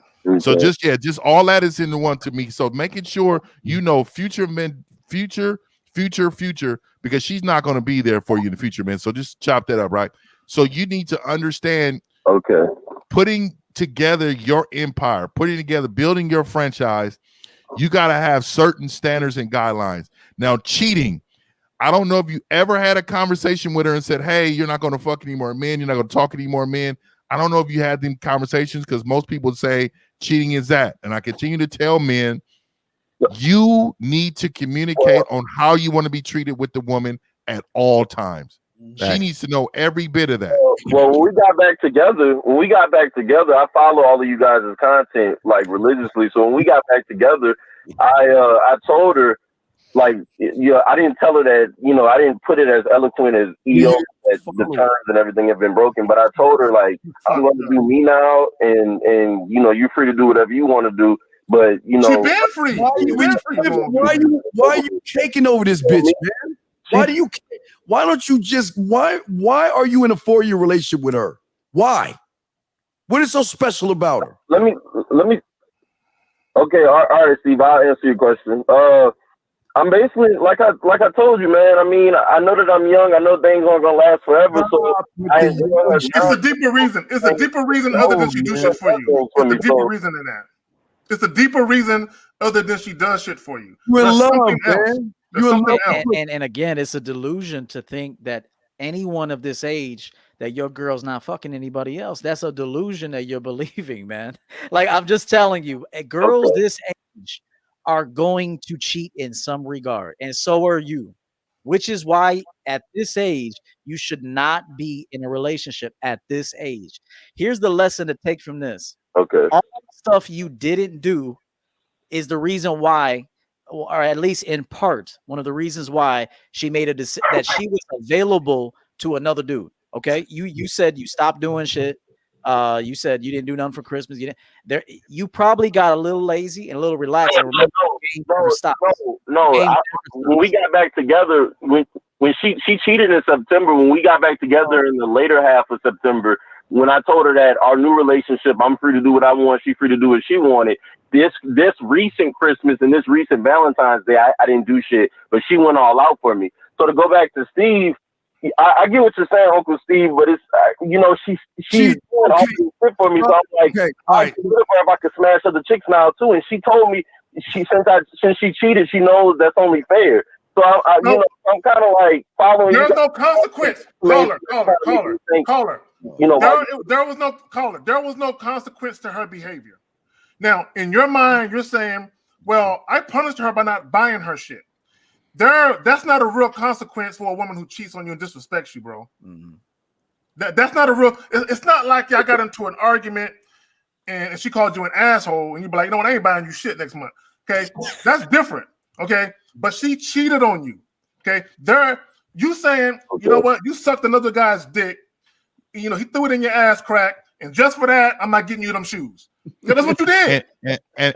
and as a 42-year-old man, I'm a silverback. So let me tell you, if I had Joe bitch, your value that you're talking about, she's also giving that to me. So I'm gonna tell you, all the little shit you talking about she do for you, times that by 10, the bitch is doing that for me. Yeah. And I'm telling you right now, ain't a 42-year-old man is dogging them little now. 24 years old. Come on, bitch. You can't. Yeah, he got rid of her. He got rid of her. She didn't get rid of him. Man. I'm telling you, man. I'm telling you, man. Yeah. So just again, I'm not advocating. I'm not saying what she did was right. You ever seen the movie Casino? Check this out. Robert De Niro found that guy. Robert De Niro was zoned in on that dude that was cheating. They took him in, and I'm not advocating violence, but I am going to tell you what he did. He took him in the back and fucked his hand up. Remember that? He fucked his hand up. He didn't. He fucked his shit up. What I mean is in 𝐂𝐻 made up a point. There has to be a crucial, irreversible consequence, meaning she can never, most likely, I don't want to say never, but at least for a decade, she can never be in the number one spot. Never. So, and if she goes 10 years still kissing your fucking ass and trying to make up for it, and you feel, fuck what we think, because we're not living your life, bro. When we hit the end button, you go back to living your life. I would say this: she can't be your main girl for a decade minimum. And if she's around when you're 31, and you decide, and it makes sense for you to advance her again, then you do that. Facts. All right, caller. Appreciate the call, my brother. Thank you. All right, Amala. Respect, man. Respect, bro. All right. Yeah. So, and guys, the line's going to go down. We'll go for like about 10, 15 more minutes because Lakara got to go in a few minutes. But, hey, guys, this is what we just trying to tell y'all. We've been telling y'all all this along. See, y'all better pick up y'all motherfucking bedroom skills or you will be losing the men like on this panel. Y'all going to be losing out because you know what? When they see y'all high school ass kiss on her neck, spit on her titties, and lick her pussy one time, if you do that, hop on and roll over type attitude, they're going to move on. They're going to find somebody who can do wonders to their mind because that's what they're looking for. Let me add this, and EO said it, and I'm just going to piggyback off and add a little something to it. All you dudes that are college age, early 20s, I would even go up to mid 20s, and for some of y'all, maybe late 20s, because some of you motherfuckers that are 29 still think like you're 17 and 18. Mm-hmm. Stop getting into committed fucking relationships. Please. At that age. Stop. I wish my older self could go back because all I did was fuck over the woman that I was with. I wasted a lot of time bullshitting when I could have just lived my truth. Yeah, I ruined a lot of lives. And my shit would have been a lot more smoother for me if I would have did that. But y'all got this game right now. All you motherfuckers that's under the age of 30. Stop getting into these committed relationships. Now, me personally, I would never tell you not to get into a long-term relationship, and I would never tell you not to get married, and I would never tell you not to father children. But y'all are dealing with these women, and y'all don't plan on doing anything significant with these women. Y'all just in long-term relationships just to be in one. You know what I'm saying? There's really, y'all, look, if you're going to be in a long-term relationship, it can't be simply because a bitch buy you a pair of Jordans every now and then. Okay, that's not a real benefit to you. If you're going to be in a relationship, and we're all older, you have to be with a chick where you guys are building something together. There's something real happening, and that woman is a benefit to your life, and it ain't just for some bullshit $100 shoes or $200 shoes. Okay, that's teenage shit. Stop getting in these fucking relationships with these women. And some women are going to hear this and be like, this is fucked up. Why y'all telling guys not to get in relationships with us? Because y'all ain't ready. EO said it. You're not mature enough. You're still trying to find yourself. And I'm going to tell you as a man. And neither is she. And neither is she. And she ain't ready either. Everyone is still growing. A lot of you motherfuckers didn't lose your virginity until you got to college anyway. So you're late bloomers. Okay, and you get into relationships as a late bloomer and you ain't even got your feet wet. You know what I'm saying? Like dude said, he only slept with 3 or 4 girls. Man, you better get to 40 before you talk about being in a relationship. Look, enjoy your life. The dude 21, you should be in college, studying, partying, kicking it, fucking all the chicks you can handle with a condom. Don't take that shit off. Okay. And then once you graduate, whether you want to be an entrepreneur or start your business, that should be your focus while you're balancing dealing with women at the same time. Your focus should be building your life. And whatever you want to do, whatever type of life you want to live, you should be building it. And let me say this real quick and I'm gonna let y'all have it. Y'all young motherfuckers, you should be thinking 5, 10, 15 years into the future.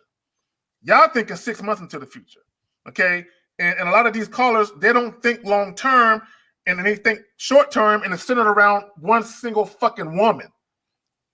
Stop doing that shit. You're selling yourself short, and all you're doing is missing out on opportunities to enjoy your life more than you can right now.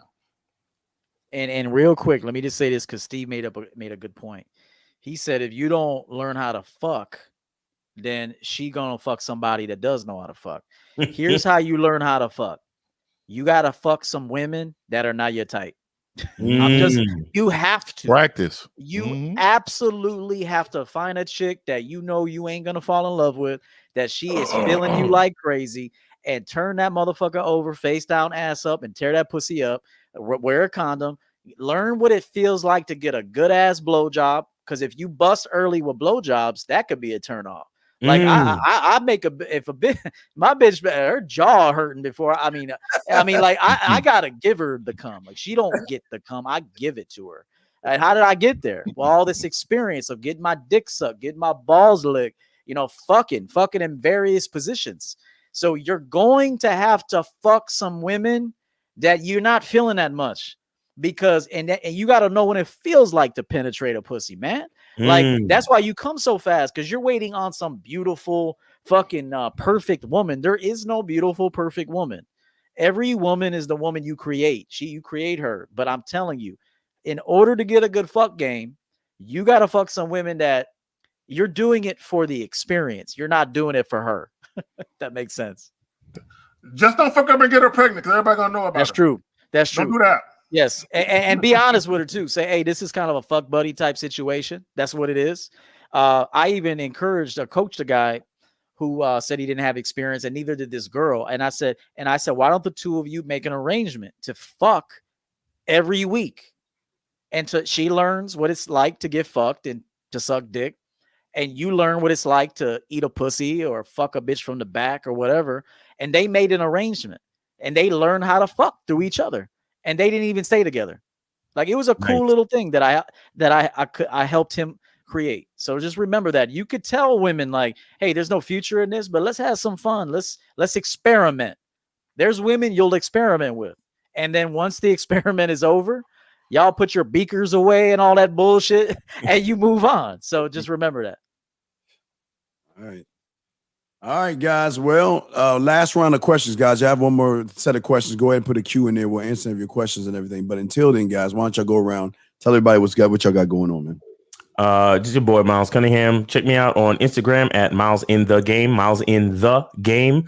Go to the badboymembership.com, www.badboymembership.com. We got 45 to 90 minute step-by-step programs, over 90 different programs that you can, listen to and watch their videos and audios. We also have some of our seminars in there, and we also have the Game Kings documentary once you get on the Bad Boy membership. All right. So go to badboymembership.com, get on the Bad Boy membership, or go to mrlocario.com for the Game Kings documentary. All right. It's your boy, Miles Cunningham. Also, check me out on YouTube at Miles Cunningham. All right. Thanks a lot. I appreciate the panel. 1950, Steve the Dean, K Zaggin, Locario, Coach EO. Really appreciate you guys, man. Thanks a lot. All right, bro. Hey, guys, what the fuck is this shit right here? What? 4 seasons. Somebody please explain what the fuck this shit is. I'm assuming he's talking about it on a scale of 1 to 10, talking about chicks and shit. I'm assuming that's what he's talking about. I hope so. Wait, he messes with a 4-season man as a 3. Now you have man, y'all motherfuckers gotta stop this theory shit. All these YouTubers got y'all all fucked up, man. Ooh, what theory guy taught you that goofy ass shit, Lewis? Come on, Gregory Hardaway. Yes, I'm in San Antonio, fam. I'm not from Texas, but I live in Texas. Okay, Zach from Texas. Okay. All right. Let me go real quick and we'll get up out of here. I'm Coach EO, Mr. Champion Game. I got a channel come through. If you like the material, subscribe, join the Champion Game movement. I do have a website. I do one-on-one coaching. I always say that's where the magic happens. ChampionGameCoaching.com, or you can hit our link, RealGameNoTheory.com. I do have a Patreon page also where I put exclusive content there. There's also incentives there. If you ever want to do coaching, I do have a tier there that will give you the option at a slightly lower cost. Also, I sell merchandise. I got some dope hoodies. I got some dope shit. I also got a book here, my debut book, Cut the Bullshit. This book here, if you wanted to, it will expose your weaknesses, and it will also introduce you to what could be your future, your strengths. So nice. It's going to help you cut the bullshit in your life is what it's going to do. I got a second book coming out this year, and that's my time. I also I'm on Instagram. Follow me there for more Champion Game material. Coach EO_Champion Game. I also have a Monday night show with Steve the Dean Williams. So check us out tomorrow night. And I want to thank all the men for another great show. Thank you. All right. Real quick, as EO was saying, realgamenotheory.com. You can go there. You can find all of our websites. So, click on, the flavor that you want to fuck with and do that. Now I also have a website, which is manhoodisskillset.com. Also have a Teesprings joint. You can check that out. Just go to my videos and shit. You'll see the link to the Teesprings joint, to the Facebook account. Also Instagram at KZaggin20. And that's it, man. So what's up, everybody? Everybody knows I'm Mr. 1950. I am the last traditional man on the planet. I want to go ahead and say one thing, man. I am getting close to 1,000. So if you can go ahead and subscribe to my YouTube channel, I would greatly appreciate that.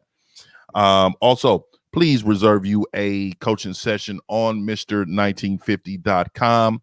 I'm a man who's definitely going to show you how to build that man foundation in order to live that traditional life that you want. Everybody, appreciate EO, appreciate Miles, K-Zag, Steve the Dean, man. Y'all one of my favorite YouTubers, man. my boys, baby. hey, to all the guys, 380 in there. 380 in there. Let's get this man over 1,000. You can do this shit today, man. Let's get this man over 1,000, man. Oh yeah, man. I don't know where I'm at. I think I'm at 900 right now. I'm getting close though. We only need 100. Yeah. 100. Everybody watching. Everybody watching. Everybody watching. Just take a second. Go to 1950. Hit that button. Let's get that motherfucker over the thing. Let's get him over the number. Let's get him over. I appreciate that. Appreciate that, man. The content coming, man. Content is coming. But hey guys, Steve the D Williams, the man mindset. But I like, hey, we love the chat room dogs, man. All the dogs out there. We appreciate all you guys. We appreciate y'all support. Yes, we're hard on you, but we're hard on you because we care about you. We want the best for you. Okay. We know that y'all are struggling. We know that you need help, but giving you not NyQuil to put you to sleep, give you some warm milk and tucking you in at night ain't gonna cut it, man. We got to get y'all right because the world out there don't give a fuck about you. The game don't give a fuck about you. No. We're trying to get you to give a fuck about yourself, okay? So, hey, chat room dogs, we love y'all motherfuckers. But hey, my dogs better get over there to 1950 and go and click that damn button. Come on, man. Let's get that motherfucker 1,000. Y'all today. Get them 1,000 today, guys. Let's hit this very last question before we wrap it up, gentlemen. What say you guys? Most important thing. It says, is the most important thing as a man knowing what you want as a man from a woman and standing on that? Well, I think what I would say is I think it's really about knowing what you want, period, and then seeing if the woman has the strength or has the talents to help you provide that, or to help enhance towards that progression. You understand? Because by this question, what I'm seeing is that you are putting too much in getting what you want as a man from a woman. It's not that everything that you want is going to come from a woman, right? As a man, this is a world that we've created as men. So therefore, we're getting what we want out of this world. A woman is a helpmate to that. She's going to help us get what we want. You understand? So she's not necessarily going to give us what we want, even if what you want is pussy. You understand? A woman doesn't give you pussy. You get yourself pussy by creating a certain level of value that pussy comes your way for different reasons. You see what I'm saying? But again, focusing on what the woman is giving you, that might be a mistake. You have to focus on what you can get from this world and how that woman can help you get it. Yeah, I'm more of I've always been a man. I don't think men have anything to do with women. Like I really believe that, it's a separate entity. They involve themselves in your life once you create a space for them to do so. I think you need to really, like I always say, man, enjoy you, man. Like stop involving a woman with everything. Like if you never got another woman in life, would you be happy? Would you be happy? And that is a question you need to ask yourself, because if you're not happy, that means they share too much of a part of your life. That the thought process in that is wrong, and you really need to figure that out. So I would say in general, man, just fall in love with yourself, man. Make sure you are a priority, and all this other most important from a man knowing from a woman. That's just common sense. Once you let her share a corner space of your life.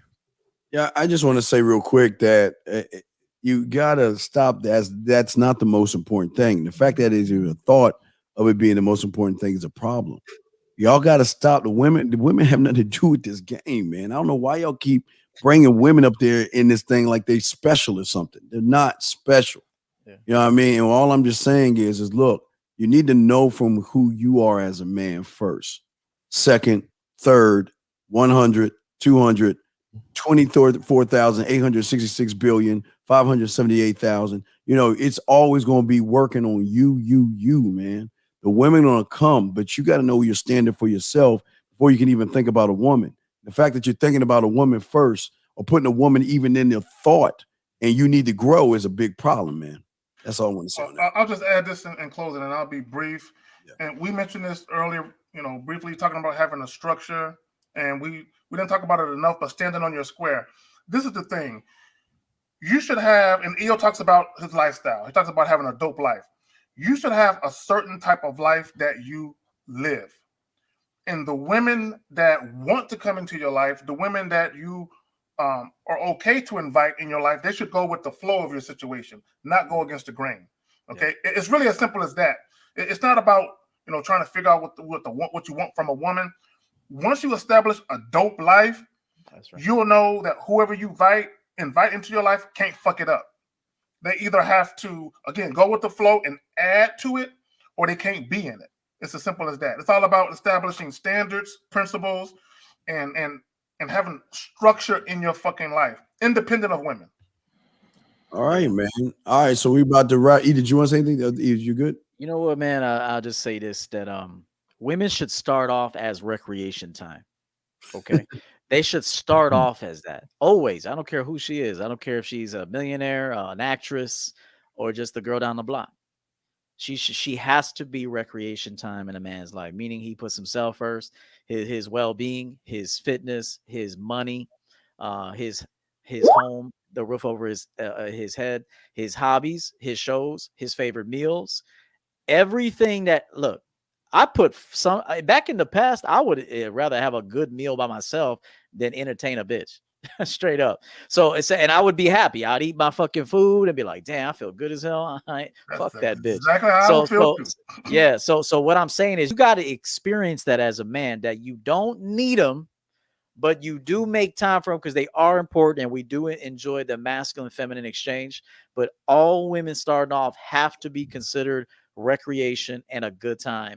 And if you build a dope life, like I told a client recently, he said, he lives in Germany. He told me, man, all the clubs and bars are closed. I said, bruh, take a look at my office, man. This is a motherfucking club in here. So if it's closed outside, then build it inside and have that dope ass life and introduce women to it. Don't fall in love. Have a good time. But remember, it's got to be recreation. And if there's a possibility for more, she has to be the one to campaign for more. And then we put her in a position to show us who she is. Well said. All right, guys. Hey, and shout out to April MC. Appreciate the support, April. Thank you very much. And Unique, great job holding it down. SNO, that's and SNO, and shout out to SNO. Yeah, SNO. All of them. Okay, guys, we're about to wrap this up, man. We will see y'all guys next Sunday. Y'all have a good one, and we are out.